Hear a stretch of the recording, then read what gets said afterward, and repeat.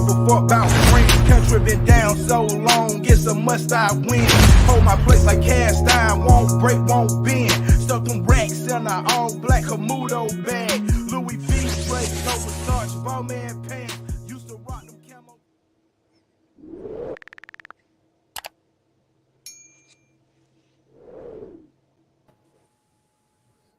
We back. Let's go. What up, peoples? What up to the world? What up to everybody in First Rounders Kingdom? We here. I thought we left, but we never did. We back. Got a special episode tonight, man. I'm glad everybody's here tonight. So, and first and foremost, let me thank the creator, the founder, B. Willingham, for giving me the hosting duties for tonight. It's a special occasion, as you might see. We might be a little bit, juiced up a little bit, or it's three of us on here that'll be juiced up because Super Bowl is this weekend, and we got a special episode today. We're going to talk about the Super Bowl. We're going to talk about all things sports as always, but we got a good lineup tonight, man. But first and foremost, I want to welcome everybody in tonight. Again, my name is King Leon. I'm here tonight to do some special hosting duties. We got special guests in the building as well. We got, of course, the original core three. Let you guys introduce yourselves, and we're going to get this thing started. I'll let y'all go first. All right, man. Shoot, B said he gonna really take a back seat in this stuff. This bad boy, man. Okay, there. Shoot. Oh, good. Let's get it. Yes, sir, man. You already know, man. This is your boy, the Real Ray, aka Joey Freshwater. Because you already know, man. What happens in Vegas stays in Vegas, man. If you know about that Joey Freshwater, Ron Mexico. If you know, you know. Oh, Ron Mexico. Yes. Everything good. Hey, I know about that. Stay in Vegas and everything. But hey, I was in New Mexico. Everything stay out there. Stay out there. Middle of the desert. This Corporal Rivers checking in. Y'all get ready, man. We here 2024. We here got special guests, and we're gonna bring it all the way. Man, we about to bring it all the way, man. Let's get it. Say it again. Super Bowl. Yes. This your boy B. Willingham, aka Dante Hall. And if you know who I am, you're a true Kansas City fan. The human joystick. You have to find one. It's okay though. Yeah. And Priest Holmes. It's your boy Brian. Been here, was fourth, fifth time now on the show. I appreciate you guys having me, aka Talkalicious, aka BTalk49. Show some love to the crew here. Yeah, Super Bowl week. It's crazy. Man, you already know, man. You're not even a special guest at this point, Brian, man. You pretty much friend of the show. I appreciate that. You can come on anytime. You come on anytime, B. Brian, I feel like the times that you've been coming on, you know what I'm saying, from the beginning, the breakdowns of the 49er team, every time that we are back on the 49er Cowboy episode, all this leads up to what we at now, man, and it's beautiful. It does, man. It does. We've been knocking on the door for a while, right? So my words, we're kicking that damn thing down this time. We're kicking that damn thing down. As you can tell, we're juiced up, man. Like, our team's in the Super Bowl, man. We're going against the Kansas City Chiefs. So, of course, we're going to start this episode off having a cool episode about the Super Bowl. We're going to start off a little bit, though, about a quick wrap-up of the NFL. I'm going to start it off with the guys on the table. How do y'all feel about the NFL as a whole? Quick reactions to NFL, where we at. We're going to definitely talk about these coaches carousel because we got some coaches that's into the new game. I feel like, to be honest with you, the NFL has become a young man game because we don't have that many coaches now that are like super old. They're all young. I agree on that, right? Oh, sure, I peeped that. Even though this ain't the NFL, man, I peeped that when Saban called it earlier this year. That just told you, man. There's a changing of the guard, man. Like I said, again, not just in the NFL, just in college, just in general, man. Coaching is a young man's game, Ronald. I completely agree with you on that, man. Shit, man. The oldest one, to get a job. Even though I'm bouncing the head, though, man. We'll talk about it later, though. But Jim Harbaugh was the oldest coach to actually get a job this cycle. So yeah. And the two coaches, he was the only one who actually got a call out of the potential other ones, though. I mean, of course, there was one other one though, But that was the only call they got. Like I said, we'll talk about it later because I definitely got thoughts on the coaching as is. But yeah, it's interesting times in the NFL though, man. It's definitely points to just a new trend that we see going on right now in the league. Were you about to say something, Brian? My fault. No, you're good. You're good. I was just gonna say, is coaching, and we could talk about it later, but is it getting younger, or do you just simply have to be more creative and have the ability to relate to the players? You know what I mean? And typically those two things come with the younger crowd, right? I think so. The above. Yeah. So I think because you look at Andy Reid. But anyways, we can talk about it later. We look at Andy Reid, absolutely creative, still relates to the young players, makes it happen. So, anyways, we'll talk about it. Yeah. I feel you. On that. What about you, T? How you feel about the season, man? It ended up with oh man. I got a lot of thoughts in my head about the season. Of course, I'm your your local Jags fan, Jacksonville Jaguars, since '95. but yeah, they I'll talk about it later. But hey, we're gonna talk about the 49ers and this goddamn Super Bowl shit. It was the Chiefs, and I'm gonna be on the other side of whatever y'all motherfuckers talking about, and it's gonna be a live show. I hope our listeners are tuning in. Love y'all listeners that's been riding with us for these 2 years that we've been doing this thing, man. Hey, man, we coming up on it, baby. Hey, it's all good. It's all good. We here right now.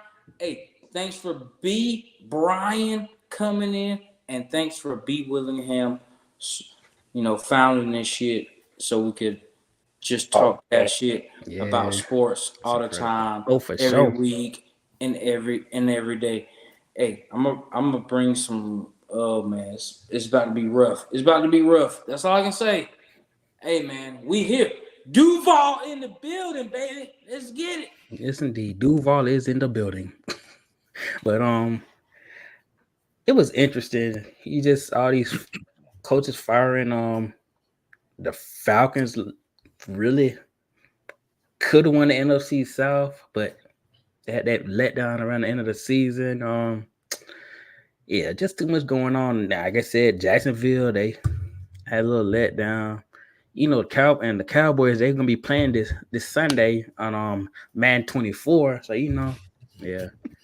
It was just crazy, man. Belichick is gone. I'm surprised Mike Vrabel didn't get like a coordinator position.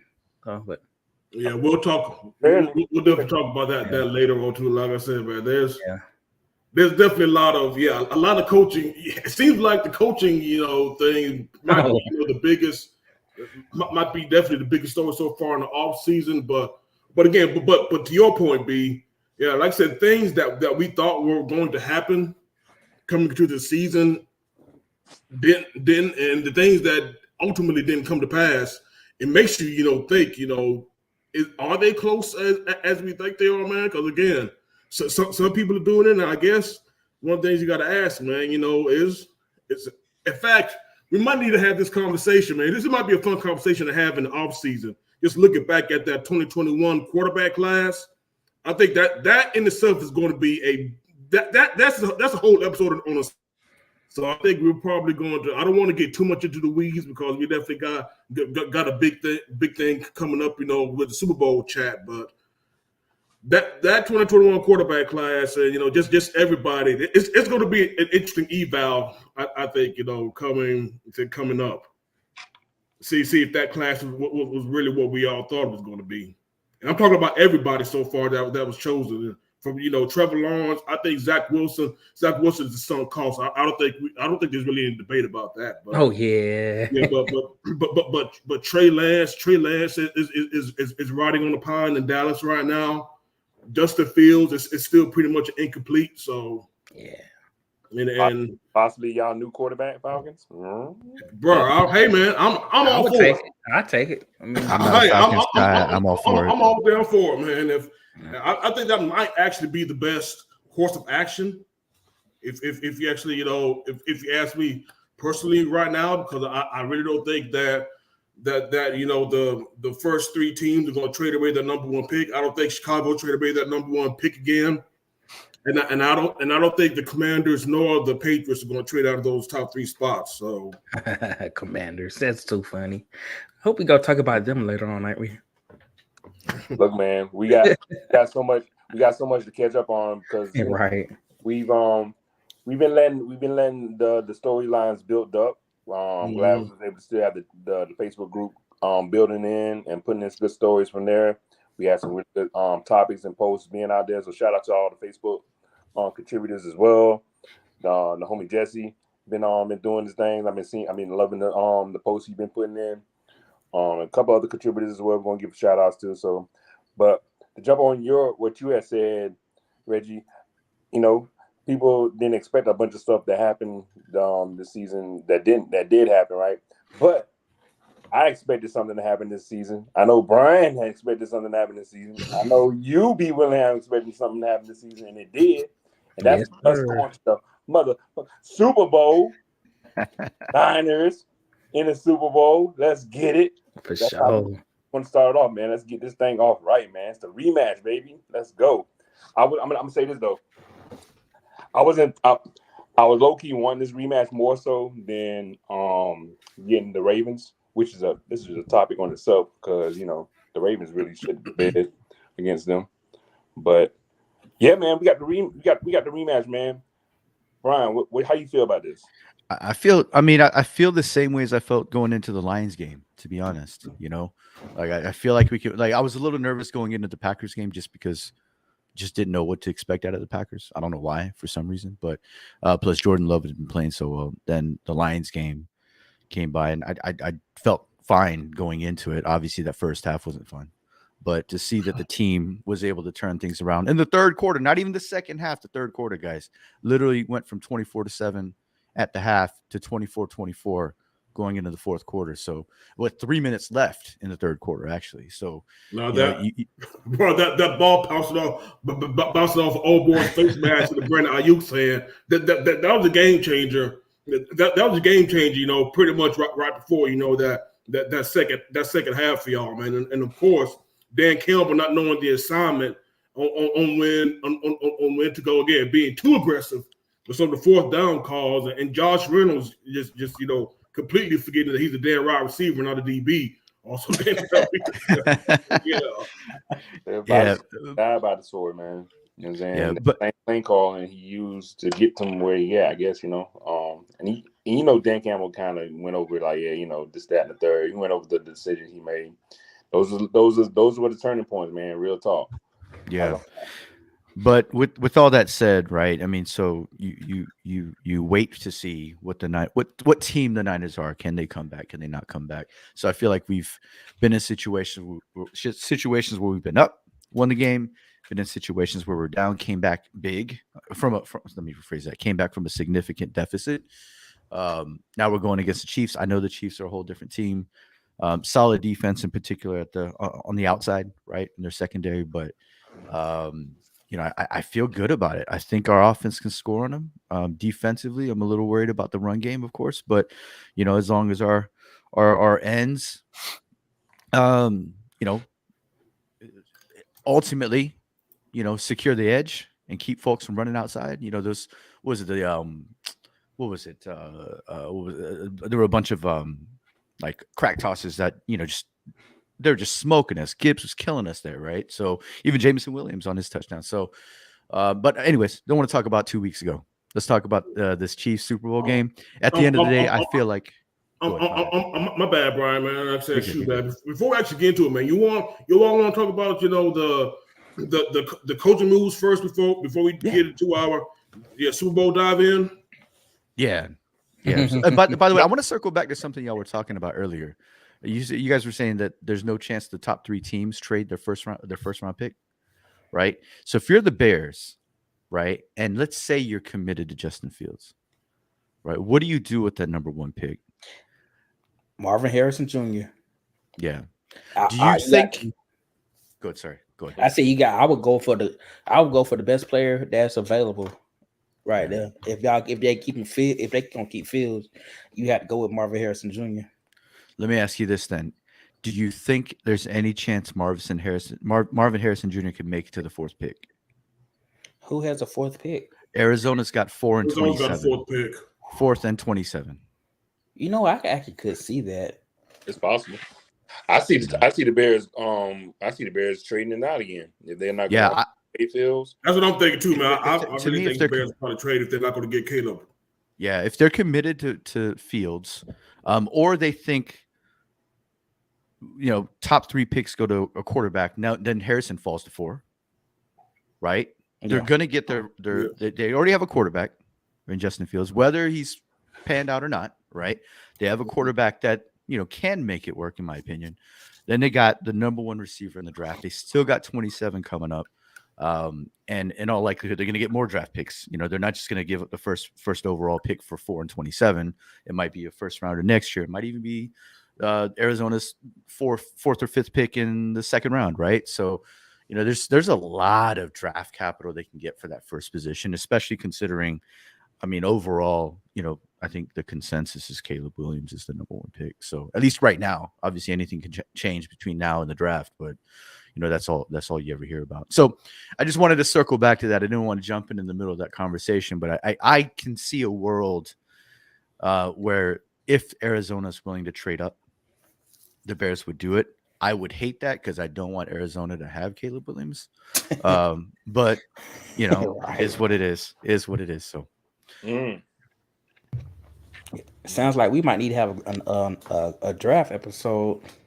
Yeah, I'll be down for it, man. Because again, I was actually listening to a Falcons podcast earlier today, and they were talking about some of the same scenario you were talking about, Brian. That if, like I said, if Chicago trades away that pick, and one of the other teams doesn't get Jada Daniels somehow slides down to 4.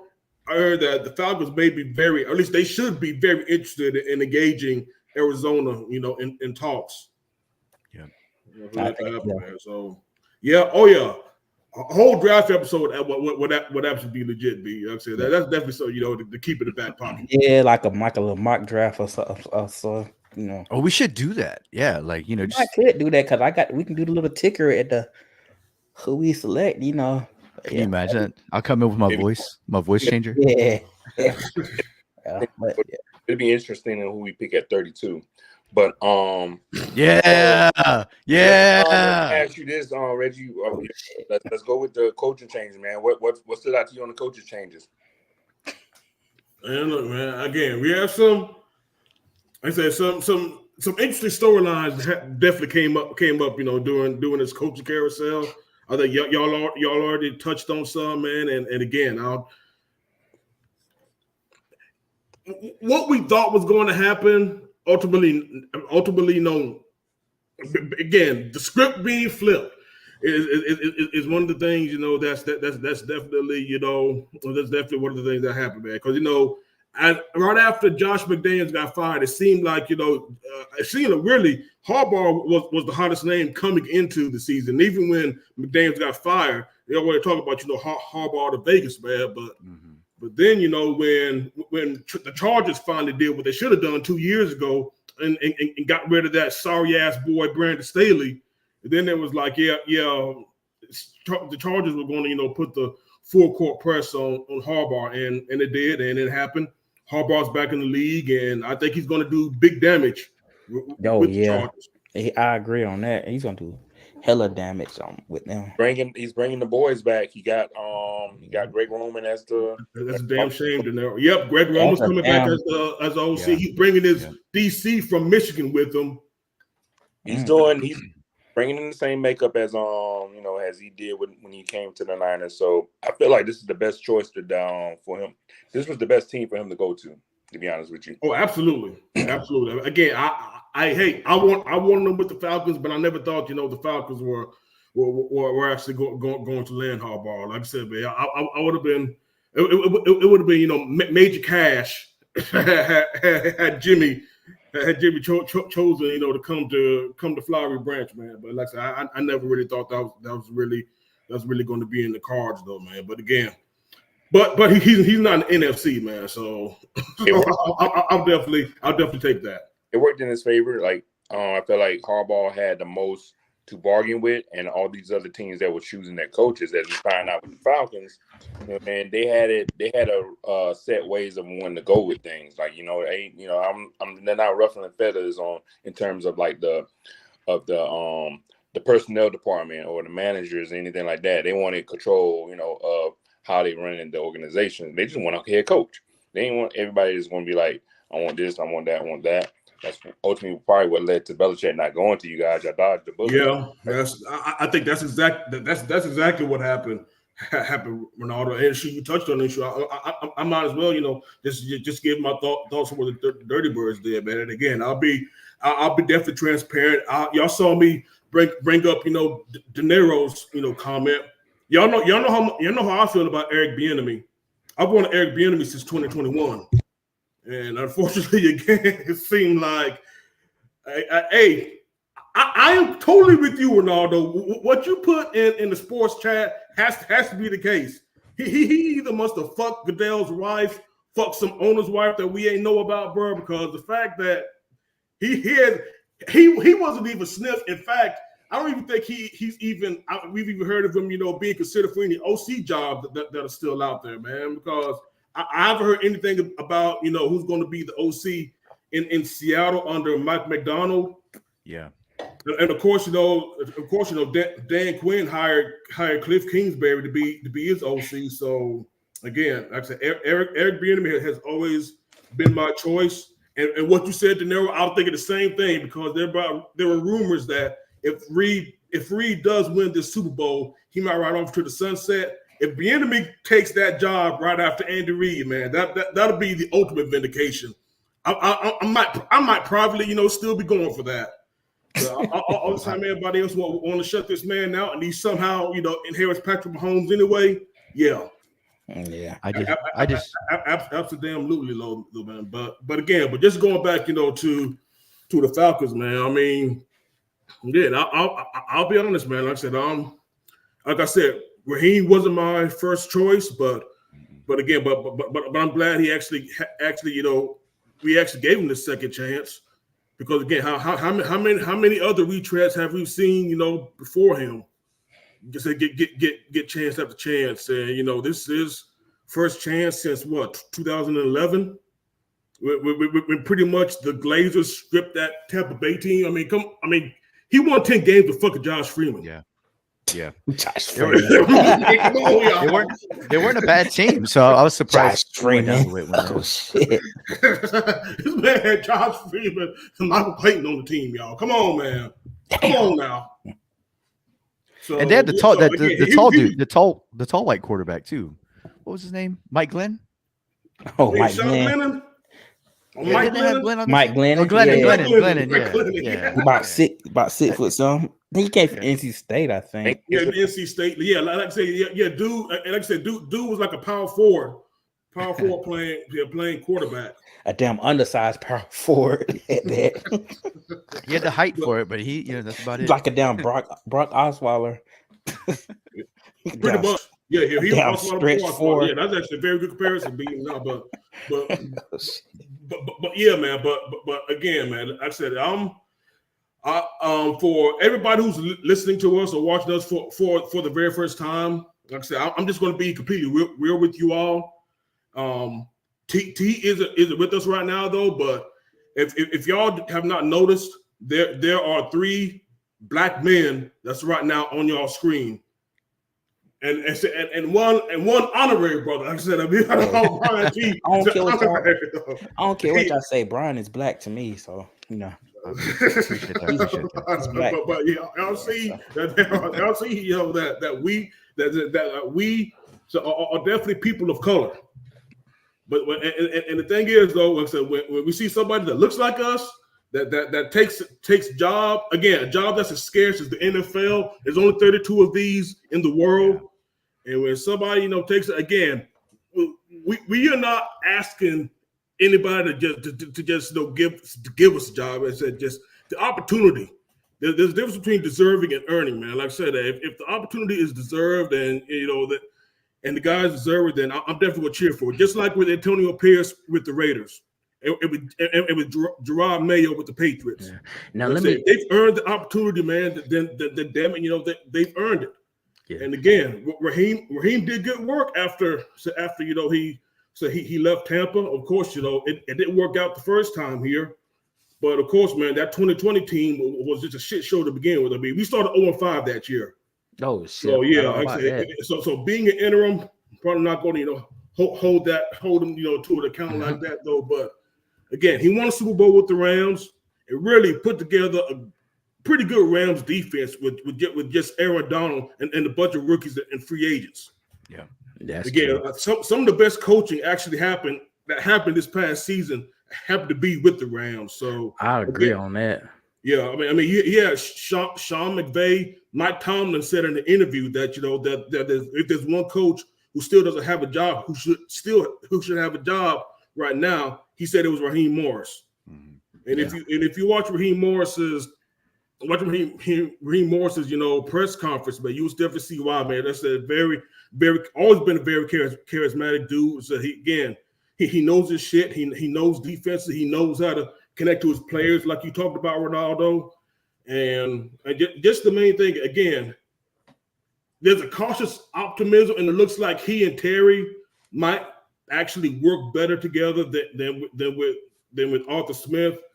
I'm just saying that I don't think that we're going to be seeing tight ends going with top 5 picks. I'm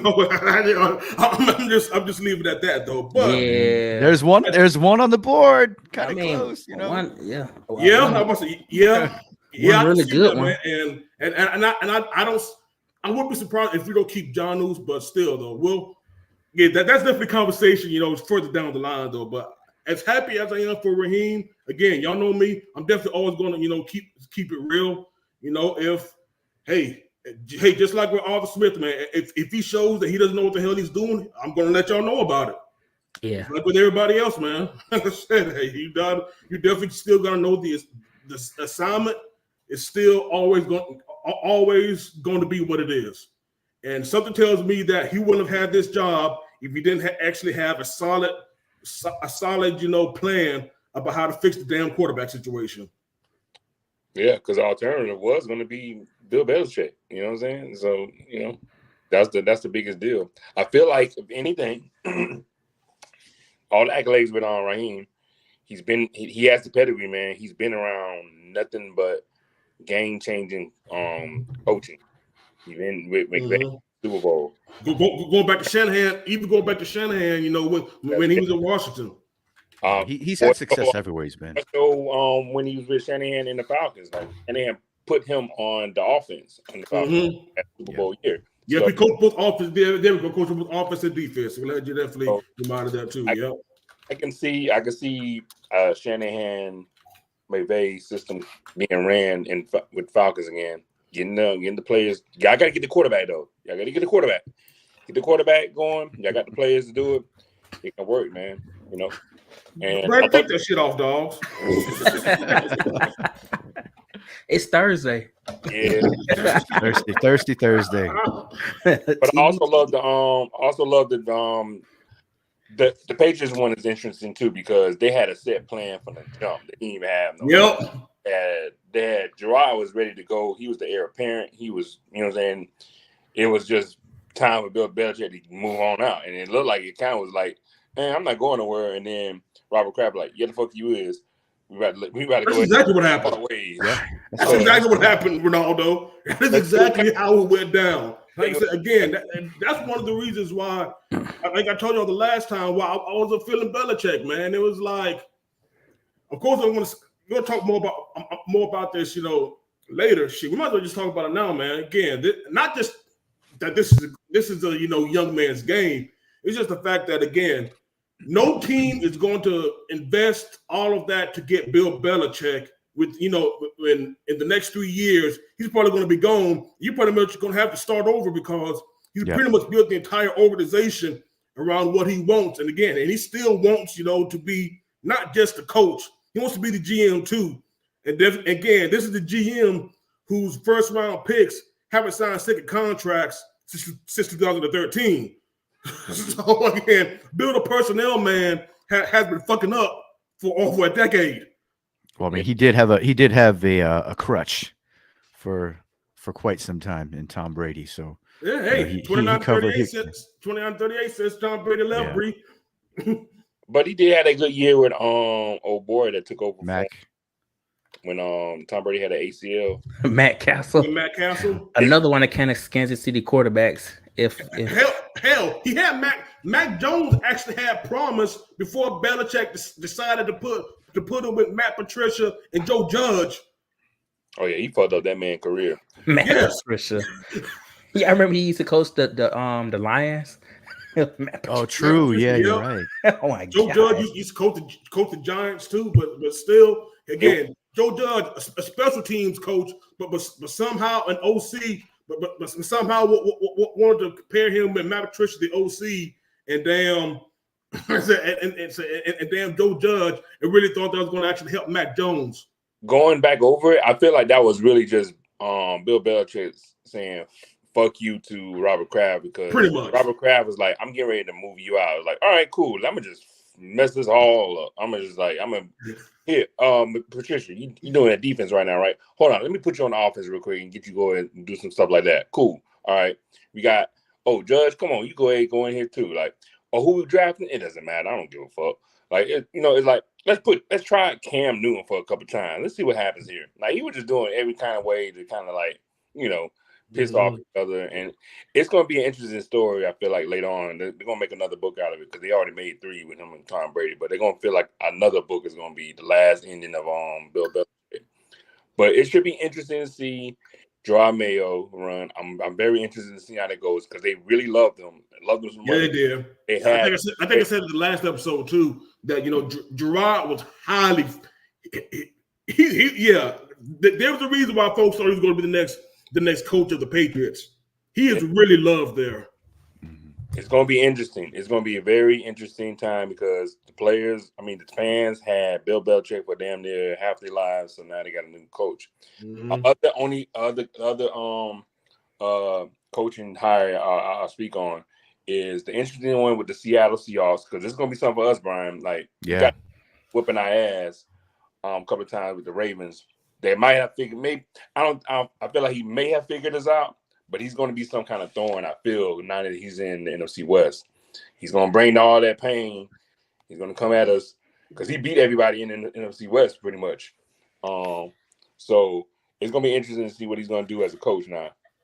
Yeah, Seahawks fans are, so I'm on X or Twitter, whatever you want to call it, right? And they're just chatting with folks, popping in those spaces every once in a while. Those Seahawks fans are like on cloud 9 right now, man. Here's the deal. That roster out in Baltimore is not the same roster as the one that's in Seattle. Right? Don't get me wrong. Seattle has a very young roster with plenty of talent. The quarterback situation is still unsettled. Exactly. Neither the offense nor the defense, to me, are better talent-wise, are better than what Baltimore has. So, I in 3 years, right, we might be having a different conversation, right? But in 2020, the 2024 season, when we start the season as a 6-time champ, and if we play Seattle week 1, I'm not worried about it. That's arrogant. I know that, right? Because anything could happen to us over the next 6 months, 7 months, right? But I don't know. I mean, I think it's a good hire for them. What did they do from an OC perspective? Did they hire the offensive coordinator? That's what I'm saying. I don't think they have yet. Yeah, Brian. Yeah, At least I haven't heard. Yeah, so to me, if they actually hired Greg Roman, I'd be a little bit more concerned, just because of the style of offense that Greg Roman runs. Obviously, as Niner fans, we're familiar with it, right? So I feel like that could be a little dangerous. That's why I'm glad he ended up going to the Chargers with Harbaugh. But yeah, good hire for them. We'll see in 3 years if it pans out. But year 1, I think you might see some incremental improvements. Obviously on the defensive side, but from an offensive perspective, I don't see it. Even with Kenneth Walker coming back, I still don't see it. Yeah. Yeah, I don't see nothing. I mean, I see improvement coming. Like you said, 3 years down the line, maybe 2 years, because they do well at drafting too. So Yeah, you true, know, true. like they can put a squad together maybe to see what's going to happen. But that's how the game goes, man. Yep. That's how the game goes. And I did just real quick, just stick with the coaching thing. Just one thing, real quick. What do you guys feel about the rumors that Rex Ryan interviewed for the DC position with the Dallas Cowboys? What do you guys think about that? They might as well get That's on. on I brand. say Ron That's on brand Rivera. for the Cowboys. Yeah, Ron. Yeah, I mean, that's a Cowboy thing to do. that's too That's many. on brand. That's on brand for the Yeah, Cowboys. Cowboys thing to do, man. Like Trash. there was a theory going on in another group chat I was in that it was gonna bring on Bill Belichick just to chill and hang around until whatchamacallit leaves, because that was his last year. McCarthy. Yeah, McCarthy this last year. They're not re-upping him, so they're like, we're just gonna wait for that year to go up, and then boom, bring in Bill Belichick, which is also gonna be a shit show too. So, I mean, Cowboys are gonna Cowboy. So yeah. you know what I'm saying? They're going to Cowboy. They're probably going to drop off dramatically on the defense now because they Quinn. So what happens? I'm with you on Honestly, that. speaking of Quinn, man, another thing I want to get y'all boys' thoughts on. Are y'all surprised Ben Johnson didn't take that commander's job? Interesting. I'm surprised Eric Bieniemy didn't get that job. I thought he was at least gonna would interview. Yeah, But for what it sounds like, he didn't even interview. It's interesting.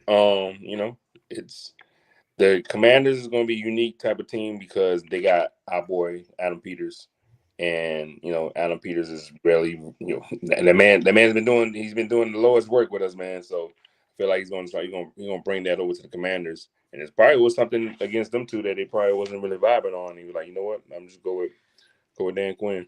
That's what I think. So, man, I think at the end of the day, Adam Peters, he's got a reputation of drafting well, Mm-hmm. right?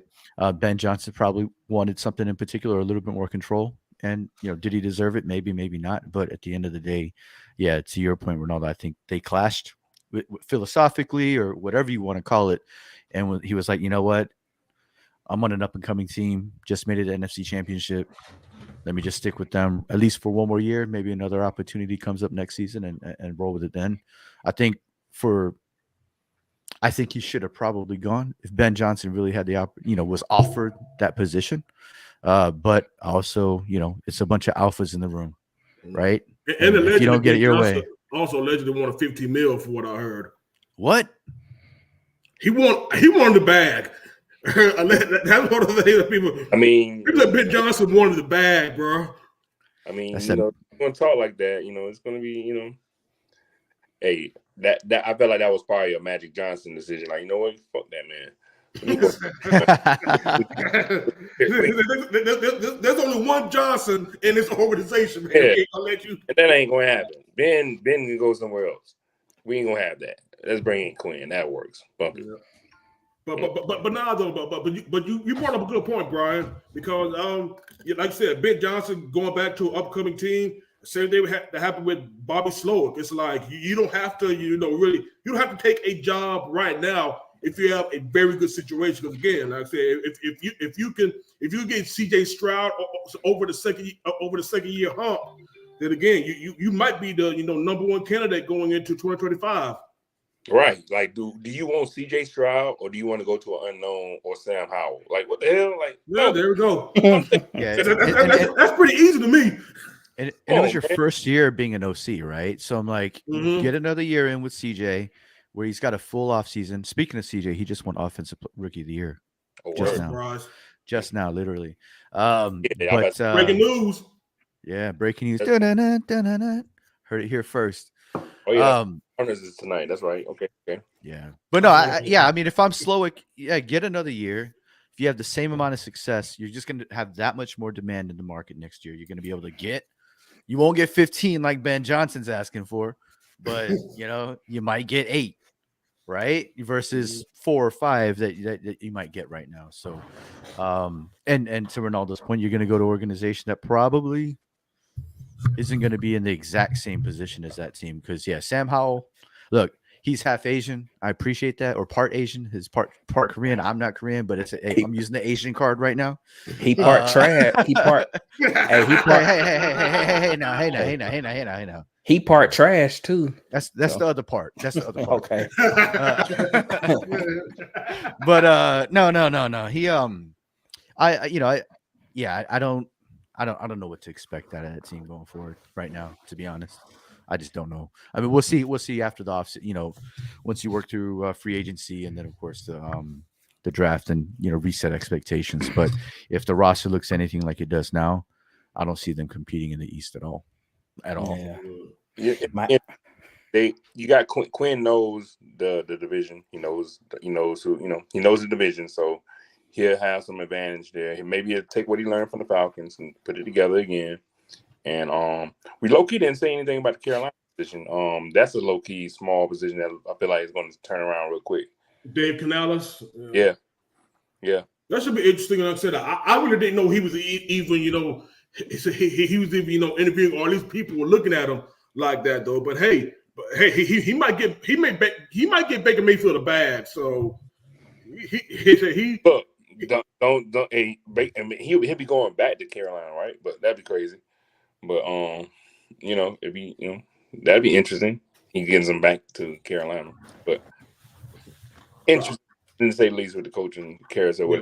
I was not expecting any of the hires to be like what it was. There was, what I'm saying, everybody thought it was Bill Belichick and then Jim Harbaugh and Bill Belichick and then everybody else, and it really just Jim Harbaugh that won everybody out. And everything else on the place. And Jim Harbaugh's he went to where I thought he could potentially go, right? But then you look at everybody else, you're like, it was going to be hard. Yeah, I mean, that's what we were saying. That was the only team that he was going to have the shot at the most. Like he can turn that team around like right now. Like Justin Herbert. On paper, that team is way better than their record. On paper. Way better. Yes. Way better. Yes. Way better. And he has the players that he wants. And he's going to hype. Watch. Justin Herbert probably going to be now playing like an MVP next year because you know how he loves to hype the hell out of a quarterback. You going to I'm doing his little patting and doing everything on his hand. Oh, that's true. Yeah. And I'm like, oh, okay. And that man going to throw for 500 yards in the game. So it's going to be interesting. Are y'all surprised Mike Vrabel didn't get a call from anybody else? Here he's intimidating, man. Here he's just intimidating. He doesn't work well with anybody that's not, on his level, I guess. Is he a Belichick? Is he a Belichick? He's going around life as a linebacker. He doesn't work well with GMs, period, I guess. Damn. You know what I'm saying? He had a beef with the previous GMs with the Titans from what I heard. And he just didn't I don't think he vibes with any of the GMs, period. So you might have to figure that part out. And that's important. I mean, being a Niner fan, having gone through the Harbaugh and Trent Baalke. Yeah, that I mean, it was like every other day you heard something, right? It's like different stories. You be like, what the hell? Like, what the hell's going on? Yeah. Kiss my ass, Trent. But enjoy yourself wherever you at. Jaguars, enjoy yourself. Yeah.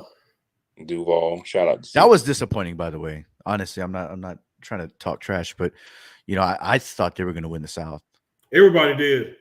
Everybody thought they were going to win the South. That's a funny thing about it. Nobody. Again, going back to the script being flipped, and not only did they not win the South, they didn't even make the playoffs. Yeah, even worse. It's hard, and then they got the division is not cakewalk. You know what I'm saying? Texas, Colts. Not anymore. I think last season, not this past season, but last season. Yeah, they had much simpler. But now the Colts and the Texans are legit as shit. You know what I'm saying? And who's the other team?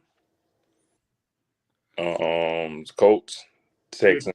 Colts, Texans, Jags, Titans. And who? Titans. Yeah, Titans. Yeah. Oh, Titans. Yeah. So Thank you, De Niro. I've actually been wanting, to actually. I was intrigued by it though, man. But honestly, after Vanilla Crown, I actually gave up on the flavor crowns. The only way I can actually drink a flavor Crown is really when I mix vanilla with like eggnog during the Christmas season. Now that right there is absolutely off the chain though, man. But since you put your stamp on the Blackberry Crown, I definitely try it now, Denero. Oh yeah, and the current drink of choice is that 1738 for your boy, man. So yeah. Hey, I'm like, hey, what's up? Hello. Yeah, but that's my drink of choice tonight, though, man. But appreciate it, De Niro. I'll definitely check it out now. Yes, sir. I tell you what, that Crown Apple and Crown Peach, when I was drinking flavored alcohols, man, bussing. It's crazy. So easy to drink. Maybe the apple, the peach, not so much. Apple. Yeah, I'm not a big fan of the peachy. Yeah, the apple. Mix the apple with some ginger ale. At least raspberry ginger ale and Crown Apple. That's also another really good combination. Yeah, that works itself out. The Crown Apple. Yeah, because it's that dark liquor. The dark liquor has to have something to kind of counteract that damn strength that bitch has. So Brandon, I've actually had it with Le Portier. Is that what it is? Something like that. Yeah. It was pretty good. It's pretty good. It was last summer.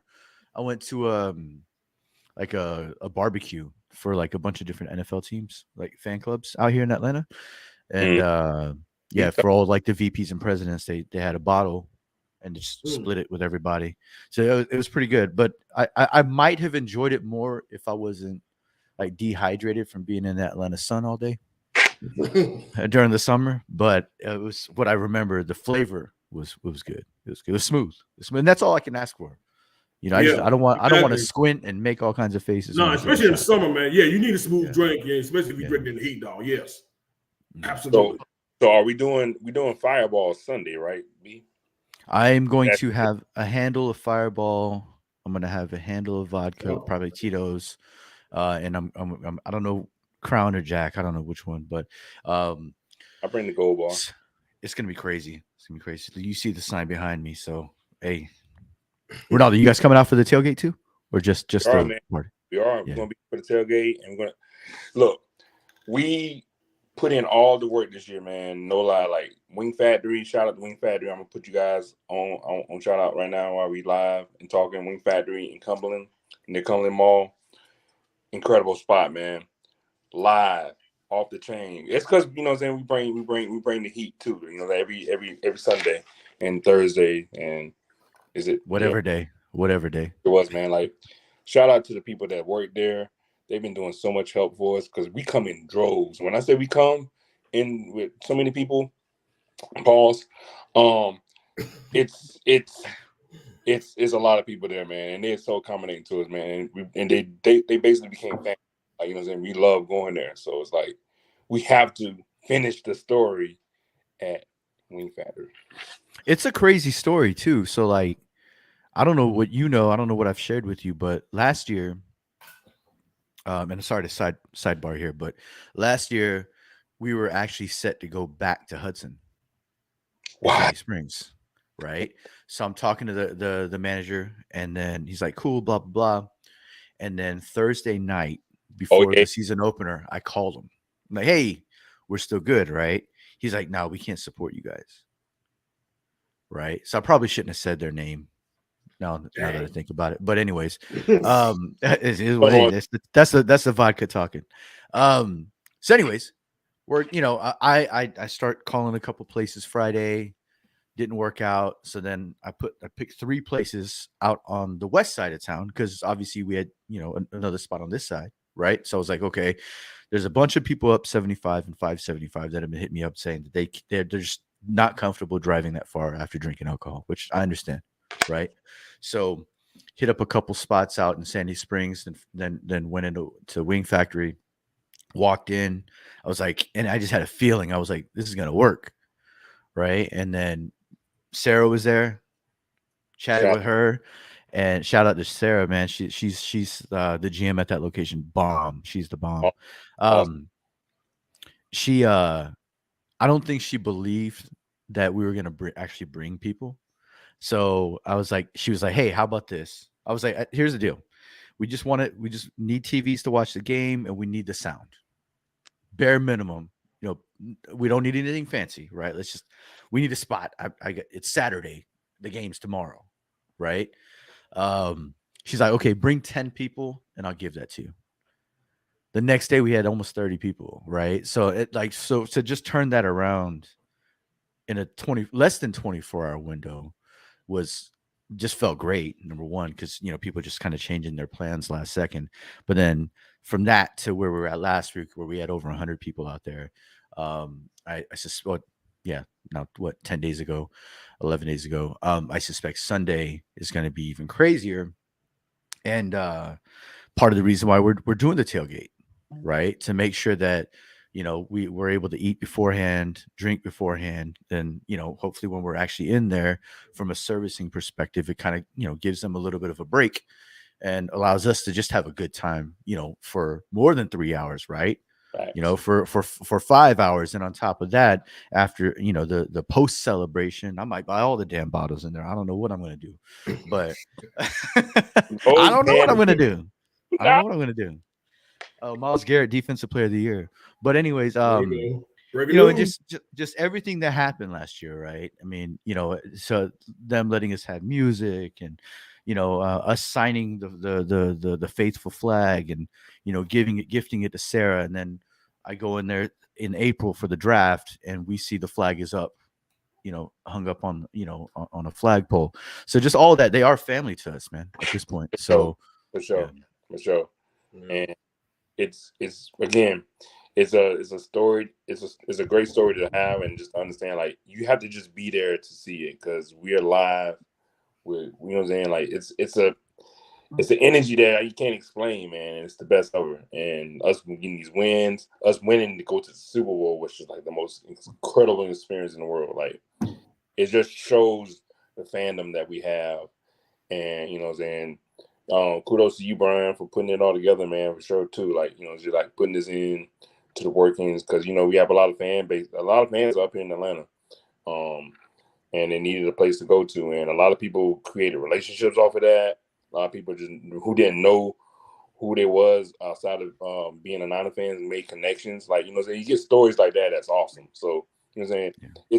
It's more so than us just being a damn good football team in the Super Bowl. We make connections. No, and I appreciate that, but at the end of the day, it's about the people. I just gave people a place to congregate and fellowship around football and just everything, right? And just have a good time. You guys, the people that come out, are the ones that make it, at the end of the day. So, and hopefully our squad gives us something to celebrate, because I'm not gonna lie, there were a lot of nervous folks that first half. But I have this philosophy, and I preached it 10 times during halftime.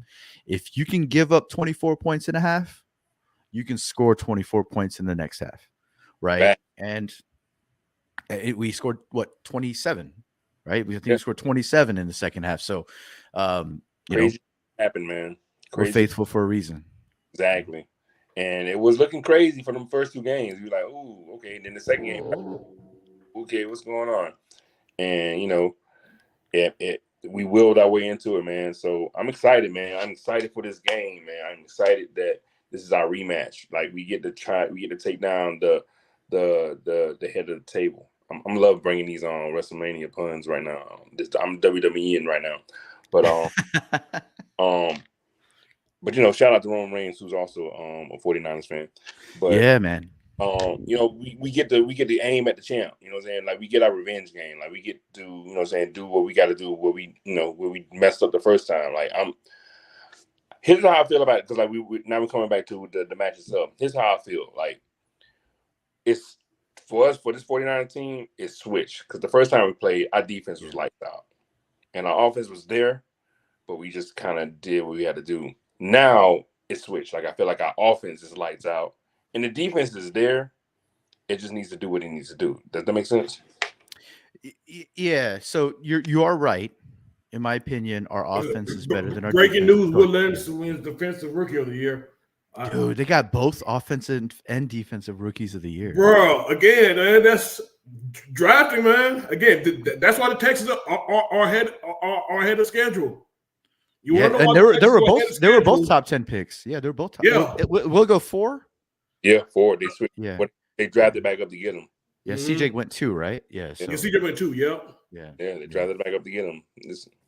Oh, he's got his initials Nico's on doing, this Nico's doing jacket. You see a that? job. He's doing a great job over there, man. I'm glad he's doing. Like I'm happy. I miss him, but I'm happy. Yeah, I love D'Amico, man. We loved Sala, right? But D'Amico, I think because I watched D'Amico play, Yeah, right? So Yeah. that changed things a little bit, right? And yeah. I liked his style of play, Bro, right? I still remember when D'Amico played at Alabama, yo. That's the crazy thing, man. Now this man's coaching. He's a whole head coach in the NFL. I give And him credit. he's got to be like my age. He's got to be like I 40, think he is, yeah. young I would 40, say he early is. 40s. Right. Makes me sick. I, Man. I really feel like he was We chose the wrong path out here, dogs. he was very influential in Fred Warner's. You know what I'm saying? Like him and You can Sala. see it. You know what I'm saying? You Like can see it. like D'Amico was definitely, but like he gave that blueprint to Fred Warner and Drake Greenlaw. So like I'm glad that happens. I get Steve Wilkes now. I mean, this is his squad now. I felt like it was needed that he made a comment to the defense that needed to be said.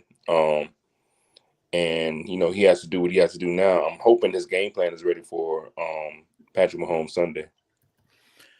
I'll say this. The reason why I don't give Steve Wilkes as much grief as a lot of people do is he's not running his defense. Yeah. Right. He came in with the understanding that he needs to carry on the defense that's solid and ultimately D'Amico built. That's a Right. good point. So when you're asking somebody to change their philosophy, it takes a while to adjust, right? And you're not going to be right all the time, right? Because you're trying to figure it out as you go. He's seasoned. He's a seasoned vet, in that particular space. So he's seen everything, right? But talking about coaching earlier, creativity, being able to connect with the players, those are huge things. And as you get older, the creativity kind of goes away traditionally, right? Your connection with the players typically goes away as well. Hence, I'm happy that he came out of the box and went on to the field and started coaching from the field. Sala did it. D'Amico Ryans did it. Now all of a sudden you're taking that away and putting the defensive coordinator in the box by choice, by his choice, right? The players aren't used to that, right? They need somebody that's in their face and can communicate immediately, not over the radio, right? And really see the emotion behind the message, right? So that's why, again, I try not to fault Steve Wilkes too much, but at the same time, I think for one reason or another, there's just a certain level of discipline that's lacking, in particular in the run game. Obviously, his specialty is the secondary, and you look at like Demo's balling. What's that? The secondary, I will give him that. Secondary has looked better this year than years. The balance kind of went the other way when as soon as the secondary kind of got a little bit better, like for whatever reason the front seven is not doing what it had to do, but it got better. I'm not saying we were playing lights out, shut down. This is island corners, but they've been playing with more ferocity than they have before. Absolutely. Again, I was touching on this a second ago. Demo just beasting, right? Absolute beast. And then you got Mooney, who's all pro this year, right? The second team all pro, but still he's an all pro. So speaking of Mooney, he got his first ring with the Chiefs against the Niners in the 2019 season. So hopefully he can return that favor this year. But so I mean he's doing his thing in the secondary. I hate that Huff got injured, but I like what I see out of Jair. But yeah, I think circling back to the game itself, I think that front seven is going to be key. I think the secondary, I feel comfortable with the secondary. I think the defensive ends in particular, Chase Young, who did have quite a few good plays, those handful of plays where he seemed to be in another place, right? They really hurt us, right? And right or wrong, he's been getting killed over the last 10, 11 days. about it, right? I'm glad you brought it up, Brian. Man, that's one of the reasons why people haven't they didn't think Chase Young has lived up to his top 5 billing, man. Because what you just said there, man. Again, at times he looks like he's absolutely a beast. The number 2 overall pick or whatever, man. And other times it's like it looks like he hasn't played the game before in his life. Yeah. I mean, you look. Go ahead. Sorry, Ronaldo. Go ahead. Mind blowing. I was gonna say, and we can move on after this, but I guess I could talk about this all day. But that Jahmyr Gibbs touchdown, right? Everybody is dogging on Chase Young for essentially not even jogging, just walking at a fast pace almost, right? When he felt he was out of the play. That was an issue, don't get me wrong. But if Gibson makes that tackle 4 yards past the line, it doesn't even it's not even a conversation, right? So I hate that people are dogging on Chase Young because collectively that defense was getting killed. Again, those stretch or those crack toss runs, man, they were just getting smoked, So I thought we did a good job interior on the inside. I think Javon Hargrave, who we signed from the Eagles, he's got to earn his paycheck this week with Thuney out potentially, right? The backup left guard, he struggles against speed defensive tackles, and that's what Hargrave is, right? So I just need our guys to tighten up, play like they did in the second half, in particular the third quarter, because it was another level. It was another level in that third quarter. So if they bring that for second, third, and fourth quarter of the game, I can't see how we could lose the game. I just can't. My only thing is when you mention those crack tosses, those end arounds, that is our bad breaker. Remember the last game that we played against the Chiefs? That's all they was doing, and they was destroying us with that. And Jared McKinnon's back. So is he back? Is he back? He's playing. You know what I'm saying? He's not on the injured reserve no more. So he's going to be an interesting factor. I don't think nobody's talking about that. Shout out OSU. I thought he was out, so I didn't realize he had a chance. And he's off IR, and he's on. I forgot too, man. I thought he was out as well. What the hell? Look, hey, yeah, he was limited today. He was limited in practice today. Yeah, he's been playing in participation. So just be wary with him. He likes to do some stuff against the grain behind the lines too. Those are going to be our only. Those are going to be what's going to make or break us. Them doing those tosses, those end arounds, and not having Jimmy Ward to go to hold into Travis Kelce could be a problem. We could. Yeah. I know I've hated saying this person's name for a majority of the year, but Isaiah Oliver, I kind of want him to play to cover Kelce. I think he's a better matchup. And I'd rather do that, move Demo outside, and if we're in a dime type coverage, bring Ambry in. But I feel like Isaiah Oliver has a better skill set to cover Travis Kelce. All I gotta say is, as a Falcons fan, trust Isaiah Oliver at your own risk. That's all I gotta say, yo. Trust Isaiah Oliver on again. As somebody who owned Travis Kelce in the first rounders league, he was definitely a fantasy disappointment. But ever since the playoffs began, I don't know if Taylor Swift gave him some extra, on the side or whatever, though. But the dude's been decent since he got into the playoffs. No, she's holding out. That's what it is. She's holding out. There's no better motivation, man. Sure ain't.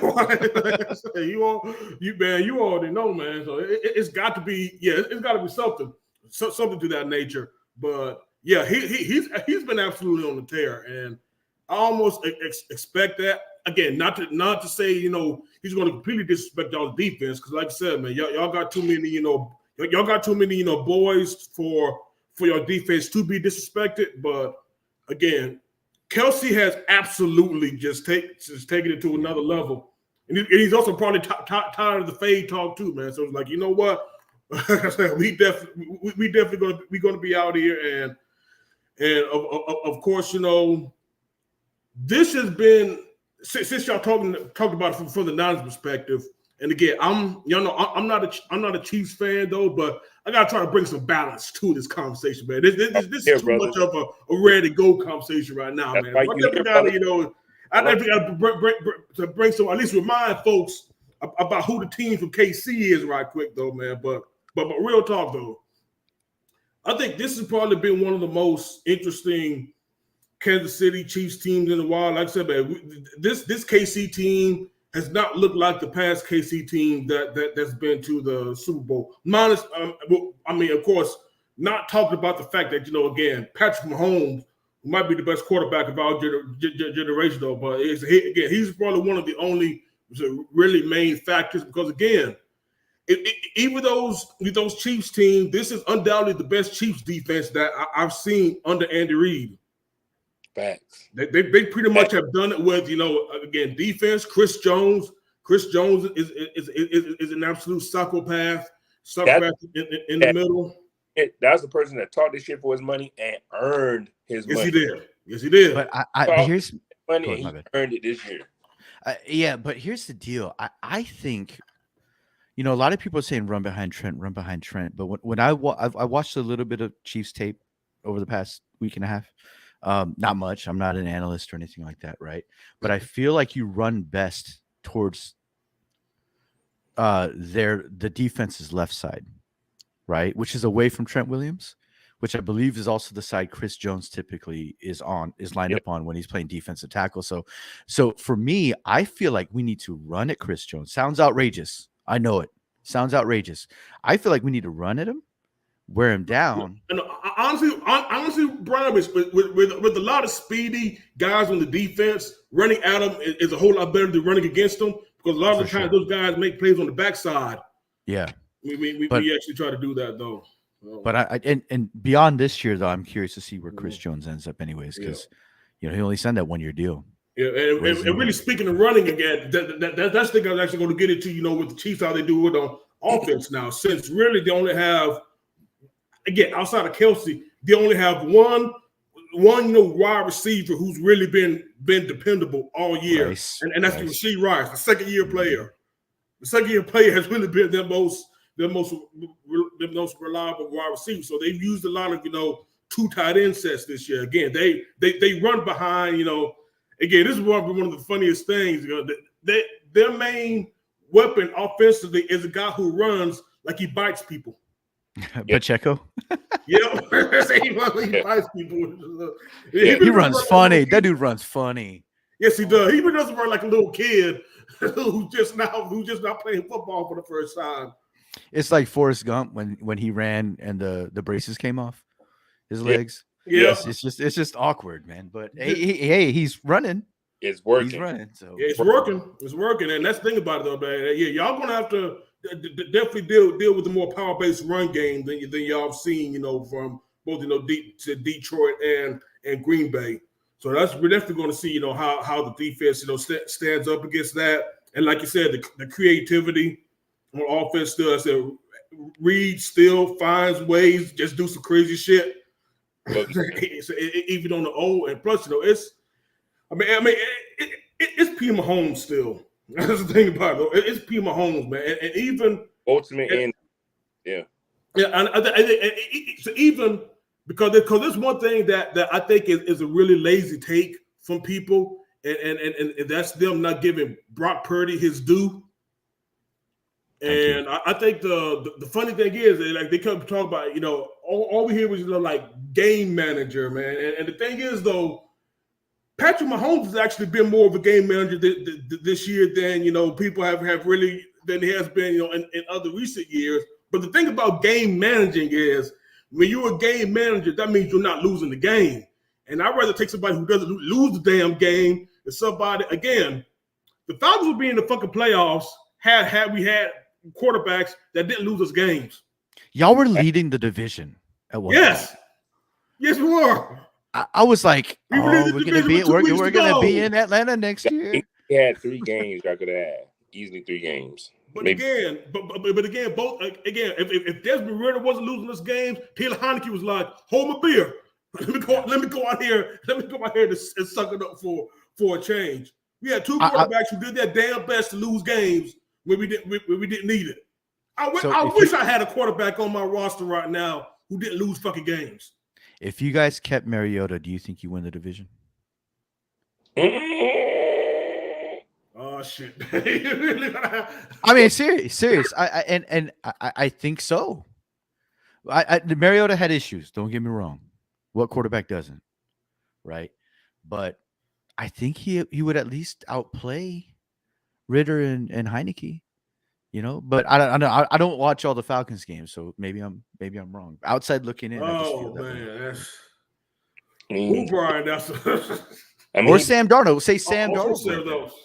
Say Sam Sam Darnold. Darnold. went Hey there. man, like I said, that's pretty much all the same. Man, look. Again, we really went from Matt Ryan to shit. Marcus Mariota to fucking Desmond Ritter and Taylor Heineke. I had higher expectations for Desmond Ritter. I'm not gonna lie. Coming out of college, I thought he was gonna be okay, but after his rookie year, I was like, okay, it's just his rookie year, but I'm not feeling it. gotta play Not him. feeling it. I'll play him, see what it was, but I don't think it worked for him. I don't think the coaching worked with him. Like I don't think it was, Nah, like I said, he wasn't put in. He wasn't put in positions to win, and like you said, man, and Smith didn't do a lot to again. You allegedly got B.J. Robinson to be one of the centerpieces of the run game. You still didn't use him. Didn't use Tyler Algier like that again. You didn't put your players in a position to succeed. I mean, again, like you said, it's one thing to put your whole job on a second-year player who only played 4 games the previous year, but it's one thing not to put him in a position to win, and that's exactly why you don't have a job right now. And again, if Mike Tomlin doesn't watch out, Arthur Smith might bring him down with him too. Because again, we need to see if Arthur Smith actually believes that investing in the most important position in team sports is actually worthwhile now. That's just going to be the main thing. Because if you think you're really going to go and win the AFC North with damn Mason Rudolph as your quarterback, even with Najee, even with damn said Najee in the backfield, you got another thing coming. I don't see it. No, I don't see it. Not when you got Joe Burrow and Lamar Jackson in your division. You got to play him twice. And maybe Deshaun, maybe he'll play better. Maybe it's back row. We'll see. Got the Cleveland Browns defense. You don't even have to worry about the quarterback. And Chubb will be back. Hopefully he's healthy. But Chubb. Yep, Chubb's gonna be back too. So yeah. But insert anybody at the moment. You had Flacco coming off the damn bench acting like he was down. Oh, true. It could be any quarterback in Cleveland's position, to be honest with you. But that would have been a great story if we were playing them. That would have been such a great story. Wild as hell. But yeah, because he was the quarterback that beat us back in 2012. Yep, with the Ravens. We did with Baltimore. Glad that the clock struck 12 on his ass, and we reverted back to where he was supposed to be. We should have ran that damn ball 4 times, Ronaldo. Shoulda, woulda, coulda. Shoulda, woulda, coulda. I was just saying this, man. We easily could have had 4 Super Bowls right now. 4 Super Bowls, but that's neither here nor there. We've been to 6 right here, though. To flip it on the opposite end of the competition against, we already know that's Patrick Mahomes, and let's also add Taylor Swift. For whatever reason, we have to add Taylor Swift into this damn thing. So got to watch out for Taylor Swift, Travis Kelce, Patrick Mahomes. You know what? You know who else? I hope he plays well, but not well enough to where the Chiefs win the game. Justin Reed, just because he's Eric Reed's brother, who used to be a Niner. Wow, Justin Reed, look at this. Yeah, because he wasn't the Texans, right? Got drafted by the Texans, went to the Chiefs as a free agent. So, been thumping. Hope he gets like 5 or 6 tackles. Yeah, he contributes, but I hope he gets nothing at all. I don't even fuck. But actually, let's hope he gets 15 tackles, because that means that receivers are getting to the 3rd level. So that part, I could take that. But it's also because to keep the Kansas City Chiefs defense has not played this type of offense before yet. Now, well, this height they played something similar to it last year with Jimmy Garoppolo, but they haven't played. And you had Christian McCaffrey like his first day back and playing with it, so he had no idea of the playbook. So now you have Christian McCaffrey that has the playbook, that has playbook designed just for him, that Kyle Shanahan is ready to unleash. I feel like Shanahan is going to give out plays that he never showed his whole season for this game for Christian McCaffrey. Yeah, I think he's going to get super creative. And by the way, it's a FedEx Ground Player of the Year, Christian McCaffrey. Yeah. By the way, and the FedEx Air Player of the Year is Broccoli Purdy. So so you get both, just like the Texans got the offensive and defensive Rookie of the Year. So as it should be, they absolutely should have. They got it right. I have no argument for that. Yeah, Myles Garrett, to me, he was Defensive Player of the Year. Myles Garrett was so far. Well, absolutely, Myles I'm Garrett. not upset. I'm not upset with any of these things. So. But hey, the rumor is Patrick Willis is going to the Hall of Fame tonight. So. I want that. I want that so bad. I really do. I really think that Lamar's cool, but numbers wise, he doesn't deserve an MVP. Well, it's also a weird season, right? Yeah, I was about to say, man. MVP, man. Look, Dak had better numbers than him. Purdy had better numbers than him. There's three other quarterbacks that had better numbers than Lamar. And I understand Lamar is dope. He is a cool playmaker, but he didn't show up on that game against Kansas City. Yeah. But that's one of the things, I think that people, again, that's one of the things, again, we know about, how again, Kyle Shanahan is definitely a genius in this football thing, man. I hate to admit it, but Kyle Shanahan is absolutely a genius in this. But at the same time, man, shoot, Spagnuolo ain't no hope when it comes to coming up with big time game plans, to make offense look stupid. He has our number. A couple of coaches this year had our number against Kyle Shanahan. Kyle Shanahan wasn't the end all be all. Like a coach, one of them is not Seattle's head coach. Like a couple of coaches that shut that shit down against Kyle Shanahan. It's like, all right, man, all right, sir. You think you're something, huh? Okay, I got something for you. I'm gonna shut all this down. So he had some hiccups. You know what I'm saying? Spagnuolo's he say what you want with him. He shut down Lamar. You know what I'm saying? He shut down Josh Allen. He did what he needed to do when the time comes, and he might have some. He might have some things. Shit, he was the one who shut down that Patriots offense that was putting up all sorts of records at 07 with Brady and Moss. That was him. As a DC. He shut that shit down. Look, man. So he ain't no hope with this. You know what I'm saying? Like, it's not gonna be an easy task, but you know what I'm saying. We still do got like what Loki said. We got a hope. We got Christian McCaffrey, man. We got Christian McCaffrey. The man is just unbelievable. He is my choice for MVP. If I have to say, I think so. He's my choice for the MVP, but that's even here or there. Christian McCaffrey is going to be the player of the game. He's going to be the one player of the year. Yeah, for Sunday. Like it's going to run through him. Brock Purdy is the shit too. I love that man. I love what he's got. But it's going to be Christian McCaffrey is going to be the focal point. Has to be. I wouldn't be surprised.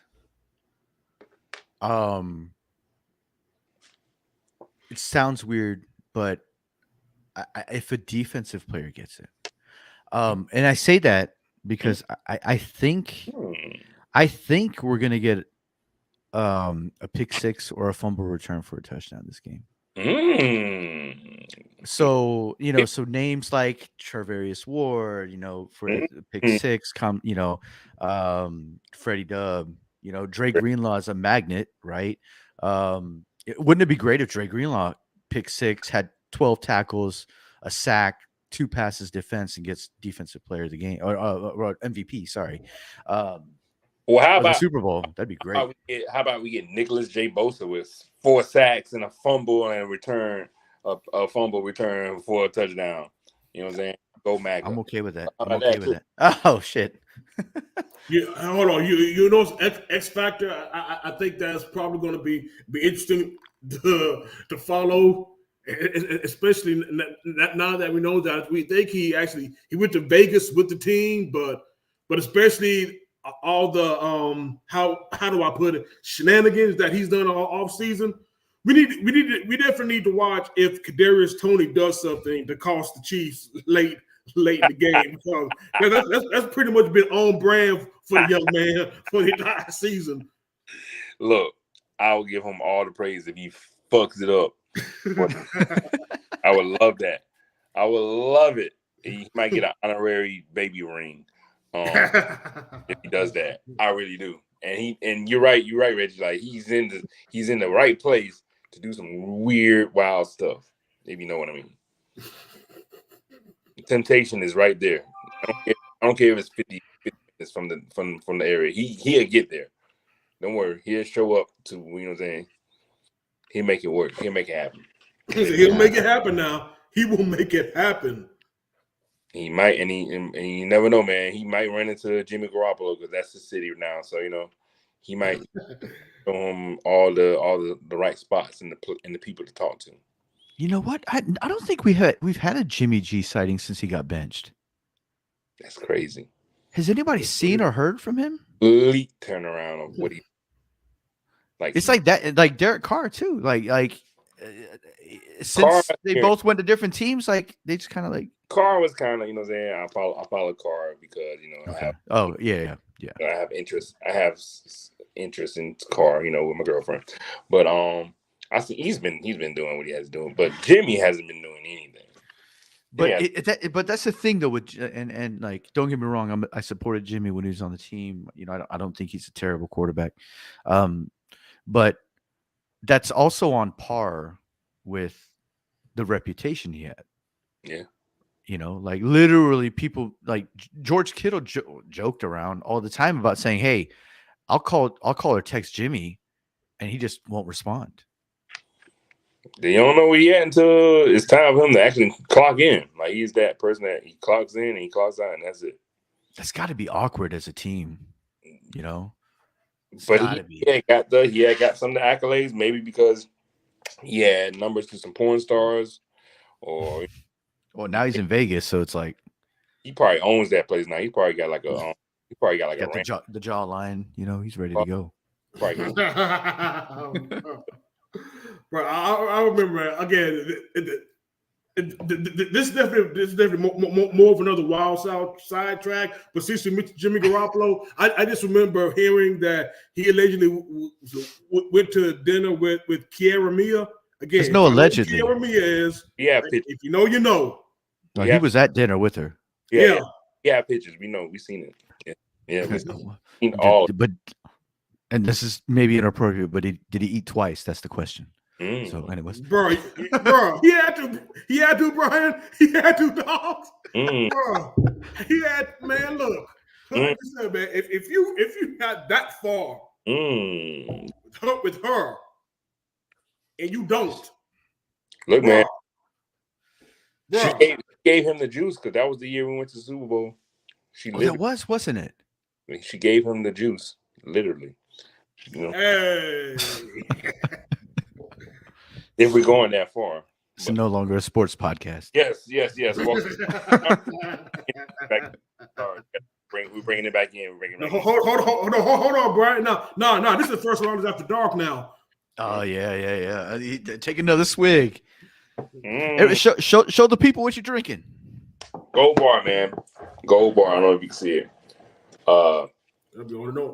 Another round. I'm empty now, man. Dang. I'm all jealous.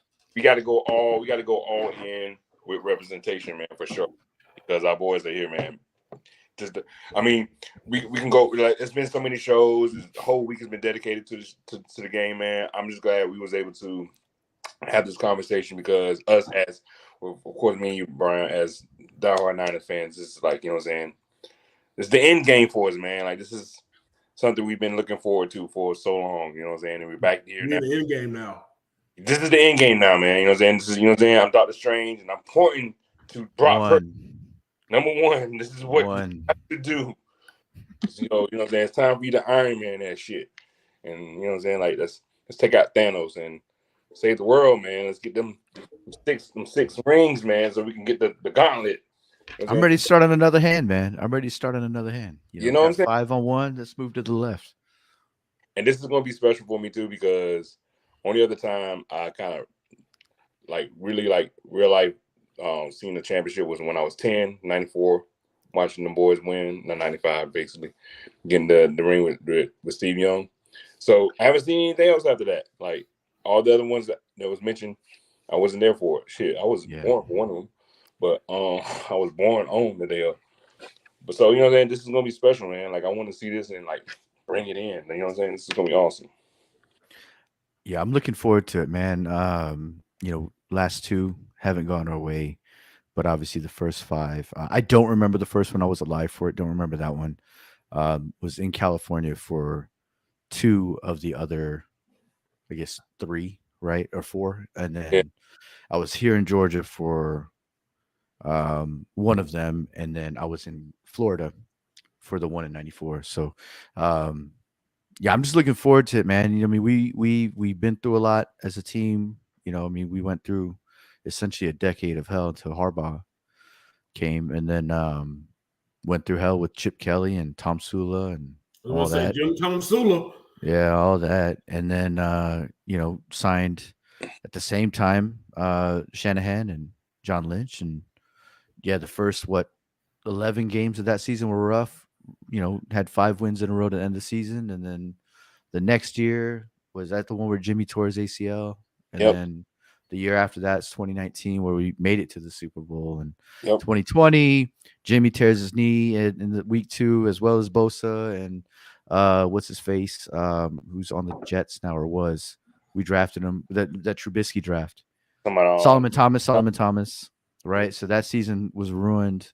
He's pretty good. And then Crazy. yeah, well, he's not terrible, right? Yeah. But he's not worthy of a 3 pick, right? He's not bad. Okay. Then the Rams situation last year with the Eagles, and then this year. So I feel like as a Niner fan, and I feel like I'm, kind of spoiled in saying this because we've had success, but at least recently we've just knocked on that door so many times and just haven't been able to get through it. And I feel like, oh, wait a minute, hold on. Oh no, is he presenting? CMC's walking to the stage. He's just presenting. I was like, what? Oh no, CMC picked up an award. Hold on. What? Is this offensive player of the year? I'm looking at it right now. That'd be offensive player of the year, right? I think it is. Okay. I just don't see I don't think they'll give him MVP, even though he deserves it. Hey, look, offensive player of the year. Okay. Yeah. That's what it was. Sorry about that. Look, man. I wouldn't have been mad if he got the MVP. I think he deserves it. That's what I'm saying. Like, if we wanted to go that far out of the zone, like all these quarterbacks to kind of equal themselves out, CMC was the one that like he's the most valuable player. But then it goes into semantics and this, that, and the third. But okay, yeah, I'm good with that. I'm good with that. It's because he deserved it, and what I'm saying. Look what he can do. What I'm saying, on the squad like he did. Like he makes me enjoy watching running backs again. You know what I'm saying? Like he's just that dope of a damn. And his damn receiver too, but yeah. And I tell you what, like keeping out for his brother. He was at the Senior Bowl. Yeah, like he looked pretty good. Like he looked like I saw some highlights. Yeah. Now Brendan Rice, Jerry Rice's son, didn't look super great in my opinion. He ran like a 4.3 or 4.4, but he doesn't get separation. I don't understand it. Right. Yeah, so it's almost weird. Like the top end speed is there, but the burst isn't there almost. Right. Like so I'd love to see. Again, honestly, Brian, that really plays because if you look at it, man, he really didn't get busy like that when he was at USC. No, so I'm actually not surprised that again, you could have that. Again, there's a difference between track stars and like football players, but you can have the best 40 in the world, but if you still can't, you can't run your routes crisply, you can't get separation. That speed does you no good. No. Jerry Rice did not. He ran like a 4.65 40. That's about to say. But I have You speed. could never catch him. You could never catch him. DB's gonna, DB's gonna guard him. Yeah, Dion's only one, truth. and that went back and forth. So Truth, man. That's what it's at. Dion was a beast, though. I'm not gonna lie. So He's my favorite. Like it's him and Steve Young. They're my two favorite players ever. You know what I'm saying? Steve Young was just that. Steve Young was like, fucking. Hold on, bro. I can't believe the year Dion left us and went to y'all. What was the year he won the ring for y'all? What was that? What? No, yep. that was 94. 94. And then he went to the Cowboys the next year, won it 95. Won it with them, yeah. Man. Like the fuck against the Steelers. I remember that. I was mad as hell, man. I was too. Like that. It's like the only time I ever rooted for the Steelers. Right. And then he did in Washington too, I think. But and Baltimore. In Baltimore. So it was a shame. Sure did. Yep. Like, he was the Baltimore team. It was messed up on Reggie that he did all that for Atlanta, and then he came to all of that is the year the man left. like, damn. Got a ring. Then at one time, like, you know what, Atlanta, thank you. We had our time, and then he goes that 1 year away, and boom, got him. He did it because he wanted to fight Andre Rison. That's all. Yeah, he did. Had it. Rising. He's like, you know what? I'm gonna leave just so I can fight this man. And he saw it on TV. Oh, left eye burning the house down. Okay, cool. Let's go. Wait, hold on. Are these the Hall of Fame inductees? Dwight Freeney? No. I think Patrick Willis is on the stage. He has to be, man. I think he's on there. He has to be. Oh, yes. Dwight Freeney is in the Hall. Yeah. Yep. Dwight Freeney, absolutely. Dude, he was a freaking beast. That spin move. Oh my God. That's it, bro. He was like, and then he had Mathis on the other side. He's a 6 feet tall defensive end that was giving folks work. Andre Johnson, beast. Yeah, he was.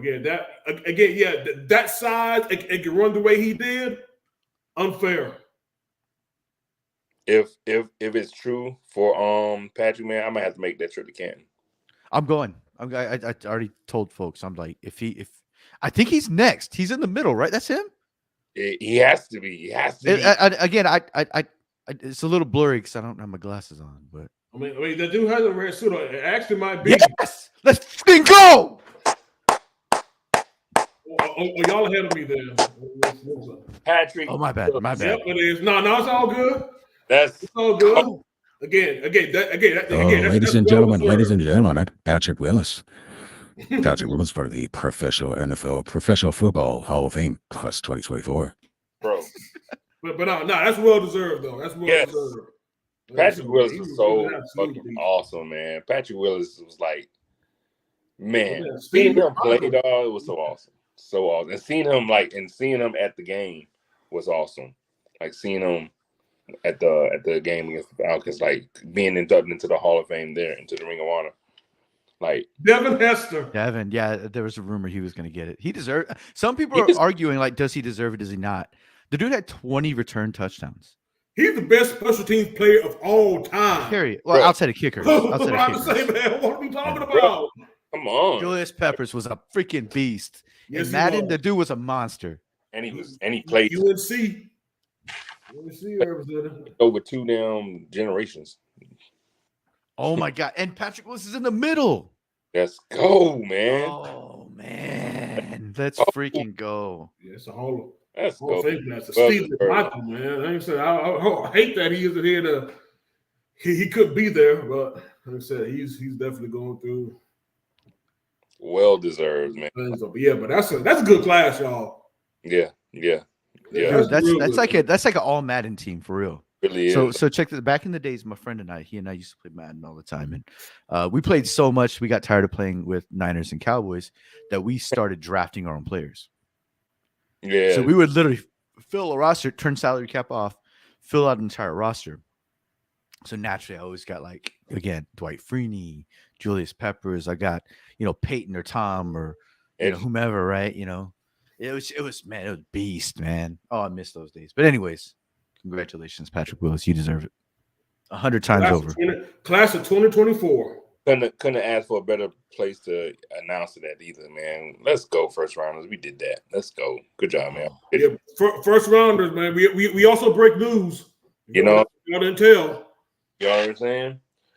But okay, one last point for that breakdown of it, man. I came up with this thing called prop bets. Like, we got to come up with a prop bet that's going to happen at the game, Super Bowl.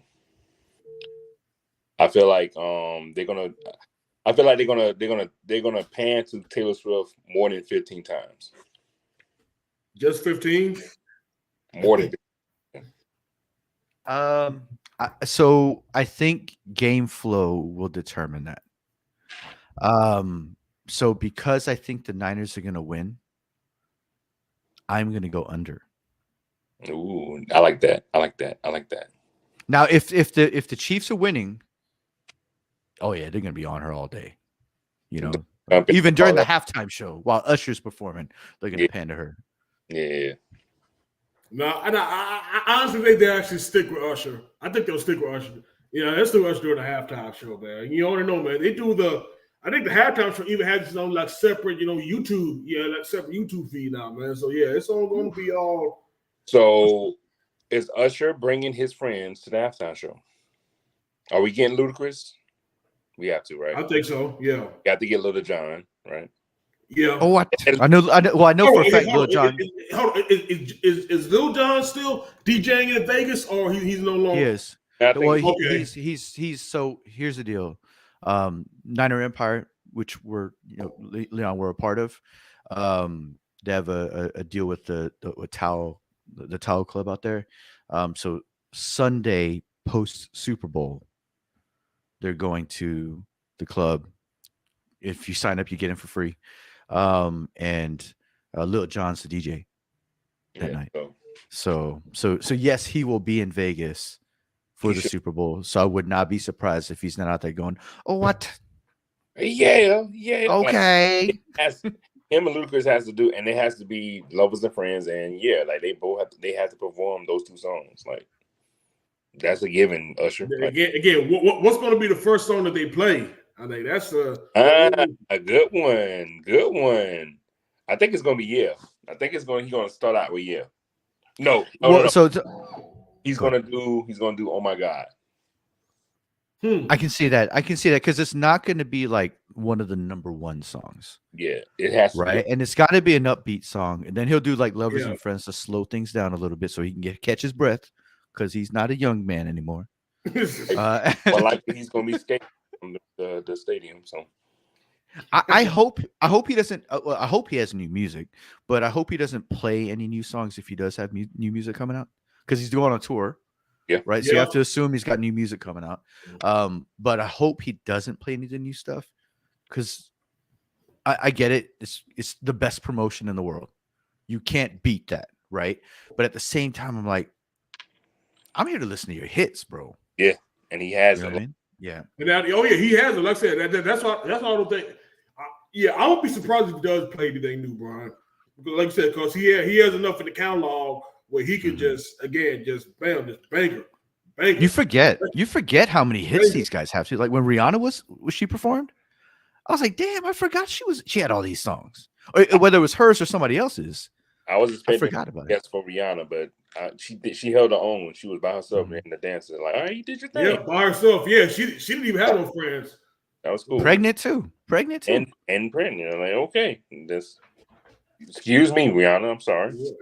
but like I said, again, I don't think Usher needs friends either. But again, like you said, we got to hear the yeah from Little John, and we definitely got to be like, take that, rewind it back. Little John got to beat the Mickey Booty go. We need to hear that from Ludacris. Ludacris absolutely we need to hear that from Luda in Vegas, y'all. Ludacris might do what he did at the damn Ben Stadium and zip tie his damn way into that bitch. That's what he did. Don't say zip tie.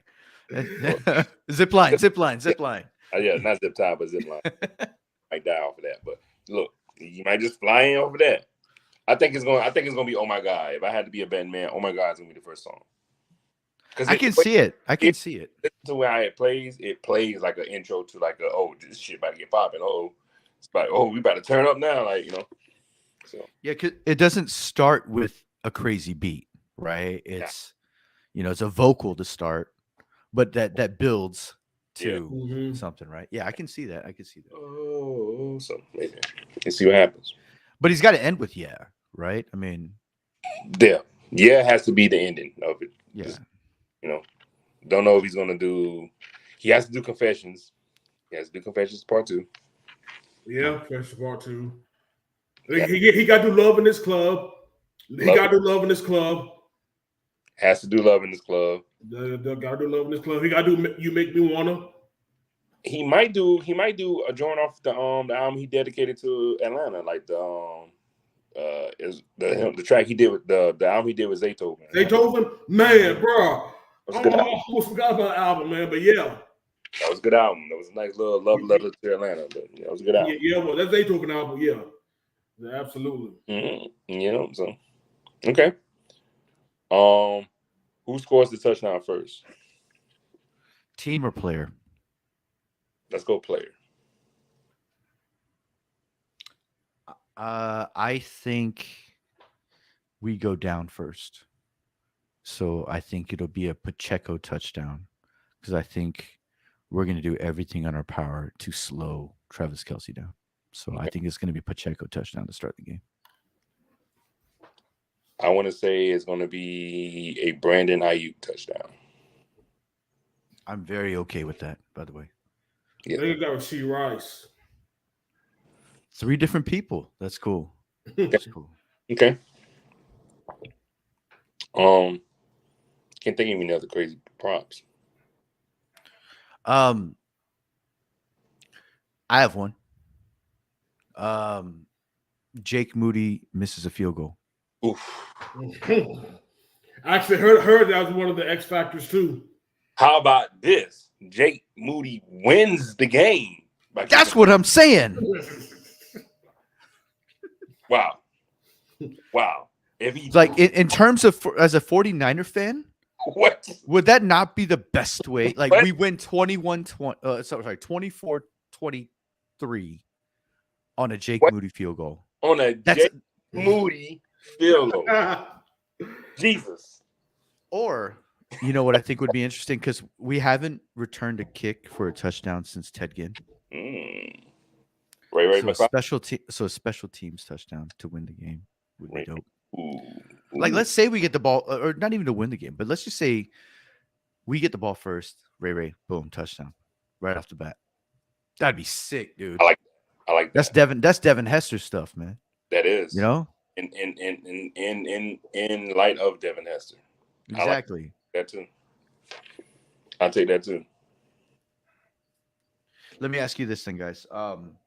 So Ronaldo, you already said you think Christian's going to be MVP of the game. Yeah, I think it's going to be Christian McCaffrey. Yeah. What about you, Reggie? Who do you think is going to be MVP of the game? Either way, right? You know, because any team could win this game.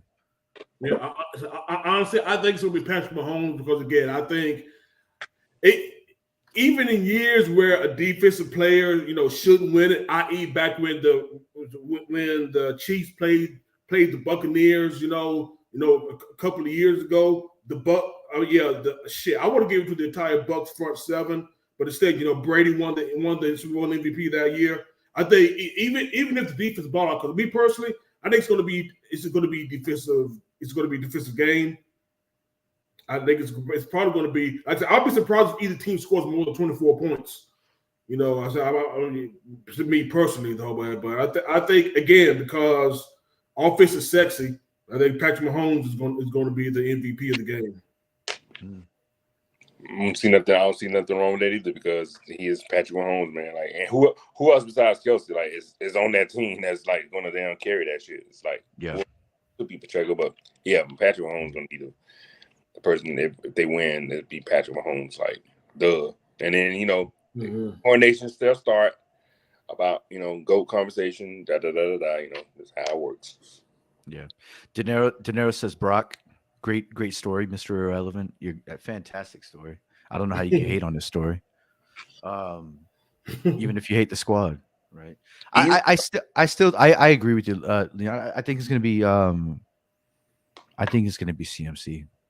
I said earlier, it could be a defensive player, but at the end of the day, I think CMC is gonna get 2 touchdowns, probably 90 or so total yards rushing or total yards on offense. I don't think he's going to have a ton of yards, but it's going to be some shorter touchdowns. You know, because I mean, he's not coming out the game. He's not coming out the game. He's gonna bust one off. Pause. He's gonna bust a 90-yard, maybe 70-yard run for a touchdown, and he's gonna run in at the goal line, and he's probably gonna catch like a touchdown, and that's gonna be all right. That's it. That's yours. But we're not talking. We're not talking about Debo. Debo might be a whole nother factor in it too. I wrote down some notes for today, and one of them, at least on the offensive side, was feed Debo and Kittle when the opportunity is there. Kittle and George Kittle. Yeah, they are absolutely firecrackers, right? I mean, they ignite the offense, and not just the offense, but the defense and everything in general. Because once they get going, the offense gets going. We score. Defense is like, let's freaking go, right? So, you know, I still see Debo in the 70, 75 yard total range. You know, I think it's ultimately to Reggie's point. I don't think it's going to be a high scoring game. Yeah. But I also think so. As a result of that, I don't see a lot of yards, right? But if we get in the red zone, I feel like we'll score a touchdown every time. Yeah, that's how I feel. Easily. I think if y'all have nothing else to add, man, I think I just want to put the bow tie on this situation with this. I found this to be an interesting stat, and I definitely want to see what you all thought about it. But apparently, in terms of rematches of coaches in the Super Bowl, none. You probably know where I'm going with this, Brian. No coach has won the rematch in the Super Bowl during its entire history. Hey, no Mr. Irrelevant has ever thrown a pass in the NFL, let alone gone to 2 straight NFC Championship games and made it to the Super Bowl. Just saying. Shit happens. Like Shit happens. Again, like I said, man, just an interesting stat. I'm just reading what I heard, and I thought, okay. No, when you look at this statistically, it's the odds are against the Niners, right? Which is interesting that the Niners are the favorites in the game, right? If you look at betting odds, but yeah, absolutely. When you look at that, you're like, that's another thing against them, right? But I think I'm not the team's surprised proven the Niners being favorites because again, I think personally overall, I think y'all have again. I think the Chiefs again. I'll definitely take Patrick Mahomes over any quarterback back in the league. I don't think anybody even Niners fans would have to like again in their heart of hearts will tell you the truth on that. But at the same time, overall roster, I'll take y'all's overall roster over damn near 100%. anybody else in the league right now. 100%. Even with Patrick Mahomes, it's exactly that's what I'm saying. Roster. And the Chiefs don't have a bad roster by any means, though. But again, it's still not y'all's. Right. Yeah. We can't. We just said Kelsey, and that's it. For us, we have CMC, we have Kittle, we have Ayuk, we have Debo, we have Elijah Mitchell, we have what I'm saying. Like we have everybody. Juice. Don't forget about the best fullback in the league. Best fullback in the league. We have Juwan Jennings. You know what I'm saying? Like we have studs. You know what I'm saying on that squad. So yeah, it's a make or break win. And what the story would be awesome. Like the story would be we brought Purdy winning second year, Mr. Irrelevant. All the talk that's been going on. The talk was good. The talk was where it was because of the conversation where it is. But when he wins.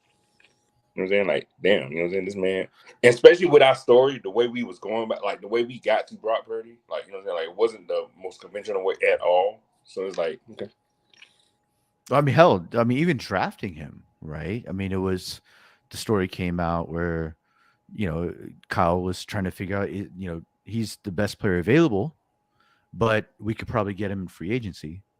Right, unrestricted free agency, right. But at the end of the day, they took him and found out after the fact, like Minnesota and Carolina were ready to scoop him up, right? So, and he's going to get playing time in Carolina before, here in San Francisco, just because you had Trey Lance and Jimmy G ahead of him, right? So, like what the fuck? Like, it took that, and we had like this is going to be also a story in the making, like the Trey Lance situation. So, like, oof, okay. You can cut. You can kind of. It's almost like you can finally close the door on that, right? Just stop Yeah. talking about it. You know, I don't get me wrong. I hope Trey Lance does well for another organization, not Dallas. But you know, I mean, if he goes to Atlanta, I hope he does well. But um, I think he's got the physical talent. He just needs playing time. You talk about a guy that's only played, you know, a handful of games since his first year in college. Yeah. Mhm. You know, and now this is going to be his fourth year in the league, and then his second year in college he didn't even play, or third year, I guess technically. So, you know, so in 5 years the Balled guy's out. played 7 games. He would have balled out in Atlanta for Arthur Smith. He would have been y'all. He would have been what Arthur Smith needed. He wanted what Arthur Smith wanted in Mariota. He would have got 10 times with Trey Lance. Yeah, What but I like you see in said, though, he CJ would have Stroud, what I see definitely. in go ahead. Sorry. No, go ahead, Brian. What I was going to say is what I see in CJ Stroud is what Trey Lance is supposed to be. Without a doubt, that's what we wanted. That's exactly what Ronaldo said in the sports chat. He said Yeah. the exact same thing. It's like literally, like physically, they have similar frames. Their physical skill sets are similar. Brian, Don't. they look alike. That's true. I didn't think about that till just now. So maybe that's the reason why I feel that way. Maybe No, but then at the end of the day, who's had playing time, who hasn't? yeah. Right? CJ Stroud started last year at Ohio State, and then he started this year They had immediately. a resume too, though. CJ went toe to toe with the UGA, Michigan, and all those guys. almost damn beat them. So they're like, oh, okay. And then Trey was like, all right, we was in Power 5. Like, okay, cool. Can you do that against like a NFL defense though?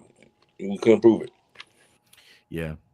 And it's so tough to tell. That's why you just got to kind of key on specific skill sets that you need to fill specific roles, right? When you look at what Brock Purdy can do, again, doesn't have the strongest arm. He has enough arm strength, not the fastest guy, but has enough burst to get away from defensive ends and tackles and linebackers. But how quickly he processes, right, is the elite skill that Kyle Shanahan needs in his offense, right? Any West Coast offense needs that. he literally changed that offense when he got Trey. Like, you're like, well, we're not running this no more. We're going to run this offense that I got to create now for Trey. And the offense that that was his bread and butter. Like, let's see what we can do with it.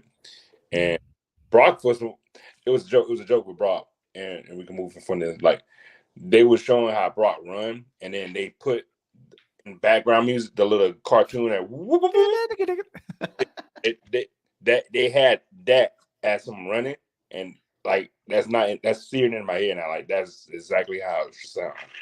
Him running like that, like he's on an episode of Tom and Jerry. You can't unsee that, every time he runs. He really doesn't like. Is he running? But he's fast. Like, what is this? Okay. Okay. Yo, I'm hyped for this tonight. Our team on Sunday, but on top of that, Patrick Willis making it in the Hall of Fame, guys. That's like he's my Brian. That means only one thing: for Patrick Willis to be inducted tonight. That means that we are winning Super Bowl Sunday. It's a when situation, not will we. When we win the Super Bowl, yes, Sunday. Yes. I'm hyped, man. Again, so a couple years ago, my favorite 49er of all time, Bryant Young, went in. Patrick Willis is my second favorite. My third favorite is Frank Gore. So Frank, in about 3 years, I think he'll be eligible. So, and there's no way he doesn't make it in the Hall of Fame. I mean, dude's third in rushing all time. Yeah. How do you not make it? Yeah. So, yeah, I'm excited, man. I got an autographed Bryant Young jersey coming in too. It should be here any day. So I'm excited to get that. I don't have any of my jerseys. I have a bunch of like Debo and all these other guys, but none of them are framed. So that's the first one I'm going to get framed and put up. I'm getting Debo framed, and if and when I go to the parade this week, I'm gonna try to get everybody's jersey right here. So I want to go, but it's on Valentine's Day. It is on Wednesday now. Okay, cool. It's on Wednesday. That's what I heard earlier this week. So I'm like, damn it. I already promised my wife to take her somewhere. So of course, you better follow through with it. I can't. I need a home to go home to. So I'll pay the damn mortgage. What are you talking about? Okay, and then you go walk into your room and the door's locked. Like what? No, all the locks will be Yeah, changed. So like, your house. Like what? should change the security code, all that, man. I'm like, what the hell? That'd be calling me like, "Hey, bro, can I come crash?" Like, yeah, I guess, man. You fucked up. You fucked up on Valentine's Day, didn't you? Yes, I did. Yeah, about to say you fucked up on V-Day, huh? Okay. Of all days, right? Of all Okay. days. Okay, man. I got you. Gentlemen, it's been awesome. I appreciate the conversation with it, man. We have some other things wanna break through. I wanna get B to come back in, man. Hopefully T is around too. We can close out, man. I had a great conversation. I don't know about y'all, but Oh no, man! I absolutely loved it, bro. Like I said, this again, man. Thank you again. You did a great job hosting this bad boy, Ronaldo, man.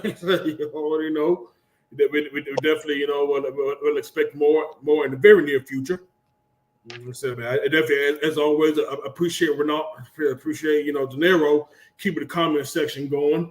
De Niro's the best, man, as always. You know what I'm saying? Yes, sir. Yes, sir. Man. And I think one thing though, man, I think to put a cherry on top of this episode, because I told y'all, man, I definitely, it ain't gonna be a huge rant, but it's just one thing, that this is actually more of a grinds my gears than a rant. But I just hate that over half of the Super Bowl commercials can actually be seen right now on early. YouTube. Yeah, that's dumb. It's like Black Friday sales happening like on Wednesday. Why? You know what I'm saying? Like, bro, I actually see, nah, man, they be showing that stupid ass damn Arnold Schwarzenegger shit for like the past week and a half, man. The State Farm ones? That's the actual big game commercial for State Farm. I'm like, you've got to be kidding me, bro. As long as they don't prematurely show Deadpool 3, I'm good. I was about to say, man, at least the movie previews, I think, they're actually going to save for the big game. But again, they're still showing way too many commercials now. We can like go to YouTube talking about, see the big game spots now. And like you said, if we saw the shit on Monday, it's like, why? Yeah, man, like you wasting your money. Like, don't you have to pay like $3 million for that? $7 million, brother. $7 million for a 30-second spot. Okay, like this is seven. It's seven this year. You know why? Because the Niners are playing. 7 million, and of course, all of the spots sold out. So people are still. So you see, these folks still willing to spend the money. But again, you have, like I said, over half the commercials can be seen before waiting for it. Because again, that's one of the things that y'all know that we're hardcore football fans, though, man. But still, looking at the game and waiting, just to see these commercials. Yes. Was actually some again, like you said, things that we didn't expect to see. Because, like you said, you already touched on it, Ronaldo. Again, word on the street is we're going to see the Deadpool trailer during the big game, man. Seeing things like that is like, oh damn, okay, we got a Super Bowl spot for this bad boy, man. Again, you anticipated the next Budweiser commercial and what kind of creativity that they're going to put, man. But now. You can see all that shit. You can see the Budweiser spots before Sunday, and it's like, man, shit's changed, yo. The world now, man. It's a new world. People want their thing. They want everything now. They want it quick, fast, in a hurry, and they take the joy out of it, man. Like I want to see a commercial without seeing it already on as a YouTube commercial when I'm watching some YouTube channel. Like, what the hell? This is a nice looking commercial. Oh, this is like a Super Bowl commercial. Oh, okay. Like, you know what I'm saying?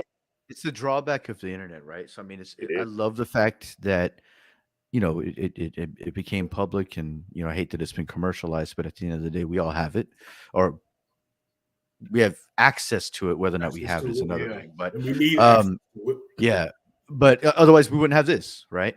But some of the drawbacks are, again, to your point, these commercials. What culturally. Societal, whatever you want to call it, it's put us in a situation where we want things now, quick, right? At our fingertips. We got phones that can get us anything that we need. We don't have to go to the library and look at these old newspapers, right? Commercials the same way. It's another one that's like, give it to me now, give it to me now, give it to me now. So I hate it. That one of the negative things about having the internet, but can you imagine what life would be like without it? We lived before the internet, but imagine just. But what would we be doing? Just put on, the Book of Eli, and that's what it is. We'd have one TV in the house. There we go. You know, like everybody fighting over it. You know. Well, I hope for that time shit, man. I remember again. When internet first began, man. Like I said, again, you couldn't use the internet during the day because you had to go through the phone line. Yeah. And your mom would be pissed as hell. You'd be on the internet during the day. They try to make a call and shit. They be like, your mom loves to talk. Bro, mom's made it clear. Do not get on the internet during the day, my God.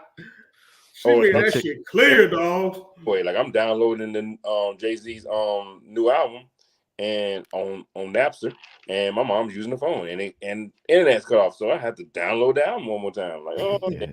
And it takes forever. It takes right. So it's like night. Shit took literally the whole day to download the albums. So you really fighting against God and saying like, I don't think mom's gonna call anybody today at all. I'm gonna get this new Jay-Z album. Let's go. Nope. That's one of the nice. So my dad, he had an office at home with the company that he worked for. So he had a dedicated phone line for the internet because of work. Right. So every once in a while, like, after he logged off of work, or whatever, we would just tap into that line because we know he's not going to use it anymore. Yeah. Right. Man. So we didn't have to worry about it after, 5 o'clock, 6 o'clock, whatever. We can just let it run and do whatever it is that we need to do. That's man. Gold mine you had there, sir. You had a gold mine. I know, right? Second now line. It ain't nothing. Now it ain't nothing. Yeah, you can steal your neighbor's internet now. Yeah, now it's up on my phone. Right? Get on the neighbor's Wi-Fi. Yeah, you got and they have the easy ass password. Like, sometimes they don't have passwords at all. Like, what? Okay. It's like that's not smart. We don't want to do that. That's not smart at all. Yeah. Yeah, but that's pretty much my grind, my gears, for the end of the show. I just want good movie previews, man. Like, I'm not hyping myself up for the Deadpool trailer, but I want to see Deadpool 3. I want to see Beetlejuice, and it's one more movie I wanted to see a preview for. I can't think of it anymore, but I just want to see a good movie preview. Just give me something good, get me excited. Yeah, I don't really look for the commercials anymore. It's just the trailers. That's it. And I heard Deadpool 3 is supposed to have a Red Band trailer also. That's cool. Yeah, probably gonna be Red Band. They probably won't air the Red Band version. No, the Red Band's gonna probably be available on online after they show the clean version. Yeah, with Super Bowl. So I want Wolverine slicing somebody's head off. Let's go. Got to. I want him holding somebody's head in front of the TV screen. That's gonna probably be damn near traumatizing. Ooh. Like, movies coming out in June. Like, okay, you holding somebody's head. Like, okay, let's go.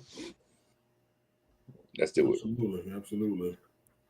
So shoot, man. You know what? It's definitely that time of the show, and I don't think B is going to come back for us though. So we might as well get this out the way, man. Might as well just give these good shout outs out. To thank the good people for joining us, man. And of course, Brian, you're the guest of honor, man. Man. Let us know what's on your mind, bro. Yeah, as always, I appreciate you guys having me. It's always fun just chit chatting, right? Some of it's chit chatting, some of it's serious talk, right? But we had some tangent conversations today as well, so it's almost like a real conversation, right? Mm-hmm. But I appreciate that. Shout out to you guys. Everything you guys are bringing to the community. Shout out to our boys, and 49ers, those you guys that support the squad. Got a big game. Obviously, it's our 8th Super Bowl game. Lost the last 2, so I'd love to be, 6-2. At the end of Sunday, which we will be, right? And Ronaldo, we're gonna be getting trashed. Speaking of the game, dad's coming back, so I'm gonna have my valet again. Gotcha. Oh, they are coming. They're coming. And they enjoyed last week. They're like, oh, this is how y'all do it. This is how you do it. Oh, okay, I'm coming back. Sweet. So I was going to text you and ask you about that. So I'm glad we're talking about it now. So I'll try to do a better job of reserving a spot for him. But then, so speaking of that, I just want to do a shameless plug of what we got going on Sunday. So Go ahead. Ronaldo talked about it a little bit earlier. Wing Factory in Smyrna, out there on Cumberland Boulevard, by Cumberland Mall. We're That's doing a like 5 couple of minutes from where I things. stay too. This is So funny, boom, man. bring your behind, man. So what we're doing is from 4 to 6, we're doing a tailgate. It's free. Wing Factory, we're partnering with them. They're going to give us 300 wings, 200 tenders, a bunch of celery, That's real. carrots. I'm going to get Shoot. fries. I'm going to get tater tots. It is a BYOB event for the tailgate portion, and you cannot take your liquor or anything inside. So make sure you dump it, or I'm not going to tell you what to do with it in your car. All I'm saying is there's that. But they will be checking bags when we go in. They're going to have like 3 security guards because it's going to be such a big event. The other thing after that, of course, same location. We'll have the viewing party. Yeah, we're just going to be killing it, man. I'm so excited about it. We're going to have DJs for both events. Get there early if you want to participate and secure your spot. I have a feeling we're going to run out of seats fairly quickly. Last was it six? We had a 6:30 game, right? NFC Championship game was 6:30. I think it was 6:30. I got there around 4, and half the room was already full. So you're talking about 2.5 hours before kickoff, right? So I'm expecting the same type of thing. So if you're out there listening, you're interested in coming, even if you're not a Niner fan, you just want to come out, support, chat, whatever. We'll sign autographs. You know what I'm saying? Just being silly. And yeah, just come out, and participate. Have some wings, have some drinks, and talk, and then hopefully get to enjoy the game, and celebrate with the boys. So that's all I got. Appreciate it, guys. Yes, sir. Yes, sir. We appreciate you. Oh yeah, as always, man. Always. I said, we know time is precious, and you definitely bless us with yours once again, Brian. Man, we definitely appreciate the conversation, appreciate the insight. So that's my shout out to you, good sir. Thank you. As always, man. And again, I ain't got too much. Just shout out to the first rounder. Shout out to B. Willingham, King Leon. Say that big. Definitely, not bang bang down the gang himself. Like I said, man, probably nobody. That's me, actually. Nobody, no bigger fan than you, man. So I know your boys geek for Sunday. If it would be too, man. So yeah, man, definitely enjoy that shit. And of course, shout out to the listeners, everybody who's viewing right now. Just again, y'all make the show. We always solicit feedback, good, bad, or different. We already know, man. We're just gonna always make this as good a show as we can. Shout out to the comment section. Y'all always do y'all's thing, and I hate to end it on this note, but it's a shout out. But it is a rest in peace to Carl Weathers, who we lost this week. I said, man, he's. Again, I know that, of course, a lot of the younger generation knows about the Adonis Creed movies, but man, do yourselves a favor and actually go look at the first 3 Rockies, man. Like I said, again, this shows that your co-stars are just as big and integral part of the film as the main character. I mean, we know Rocky as a quintessential underdog story, but Carl Weathers as Apollo Creed, he was so good in those movies. He was so good. I said that again. For those who are familiar with the movie, again, it's easy, to forget, or at least take for granted what he brought to it, though. But I think it really it really hit me. I don't know if y'all saw the video that Sylvester Stallone put on social media shortly after Carl Weathers died, man. But I was like, yeah, that was definitely that was a chopped onions moment. If y'all saw that Sylvester Stallone video, man, it's like, man, that was real and that was love, man. And of course, man, Carl Weathers, he was Al Dillon in The Predator. That was another, famous role. Dylan, you son of a bitch. You already know. And of course, Chubbs Peterson and Happy Gilmore for one of his later movies. So he did comedy too. He was just an action star, and of course, his most famous role to me was damn Action Jackson. I don't care what nobody say. I forgot But about Action Jackson, boy. This black superhero, man. Yes, he was. Action Jackson, boy. Woo. Don't could tell me shit. Action Jackson drop, yo. And look, he was Mandalorian, man. I mean, he was good. True. Reese Carter. You know what I'm saying? He was good. He was incredible in Mandalorian. Like I was like, oh snap! Like we're seeing a resurgence. Not like he went away or something. But I'm like, oh, okay. Apollo's still here. We still here. You know? Yep. He was also in Arrested Development too, Ronaldo. That was too. Yep. Mm-hmm. He was still holding down the fort, man. It still hurts watching Rocky IV when he died. So like now, like damn, he's really gone. Like oh, you know, like I don't think anybody can argue this point. That when Apollo died in Rocky IV, I'm like, holy shit, what is this? And then like, this is crazy. Like it blew my mind because I like, oh, yeah, Dolph Lundgren. Yeah, bro. I actually wanted the same thing to happen to Drago in the ring too after he killed Apollo. Yo, I was like, bro, like Rocky need to get back, yo. Rocky you know, get back. You know what? Like what? No. You know one thing. One thing we're missing. And it's too late now. Obviously, he should have been in one of the Expendables movies. Oh man, easily, and that was a definitely missed opportunity. I wanted that one more time. Like, just give me one of those. Definitely. Again, he must not have. I can't imagine Stallone not getting in touch with him. I'm sure he did. He must not could have made it, Brian. I'm convinced. Yeah. It would have been awesome. That was definitely a missed opportunity. Hey, maybe in 5, but fortunately now we'll never know now. Unfortunately, but yeah, man. But R.I.P. to the man. Yeah, R.I.P. to the man. And I think the one thing that gets me is he's the exact same age as my father. So yeah, again, like I said, it hits different. Yeah. It definitely hits different for me, man. But yeah, again, rest in peace. But we'll definitely have some great memories, to take with us, man. And yeah, and shoot, before the night, so I think I'm going to watch Action Jackson again. So Vanity, you know what I'm saying? Let's Vanity, boy, Vanity now. Woo!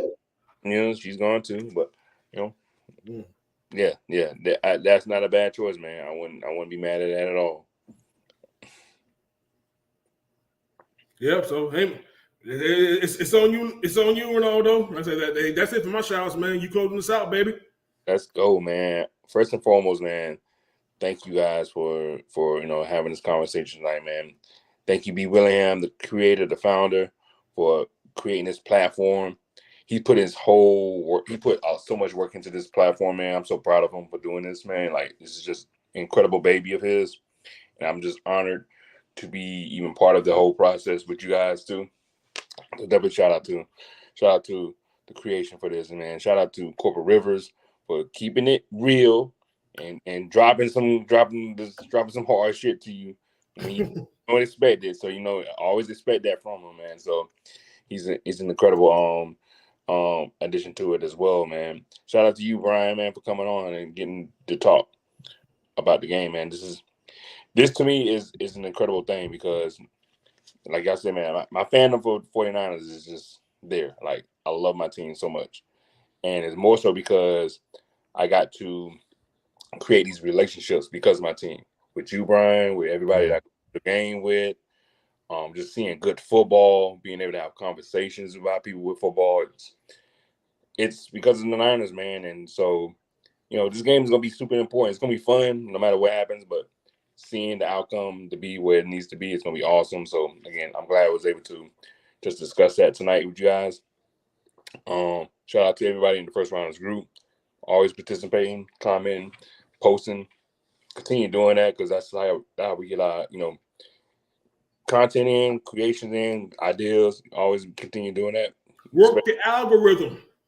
The algorithm. There you go. Like, the algorithms is the move, man. So you guys push it, and I appreciate y'all for doing that as always with the First Rounders. And so that's awesome, man. I just love the fact that we can do that. Crazy as it sounds, it's gonna be probably weird to y'all, but I've been on this 21 Jump Street binge lately. Like I've been watching. I've been watching all these episodes of 21 Jump Street. I'm like, wait, this is actually a good ass show. Like I've just been doing some Law and Order shit with it.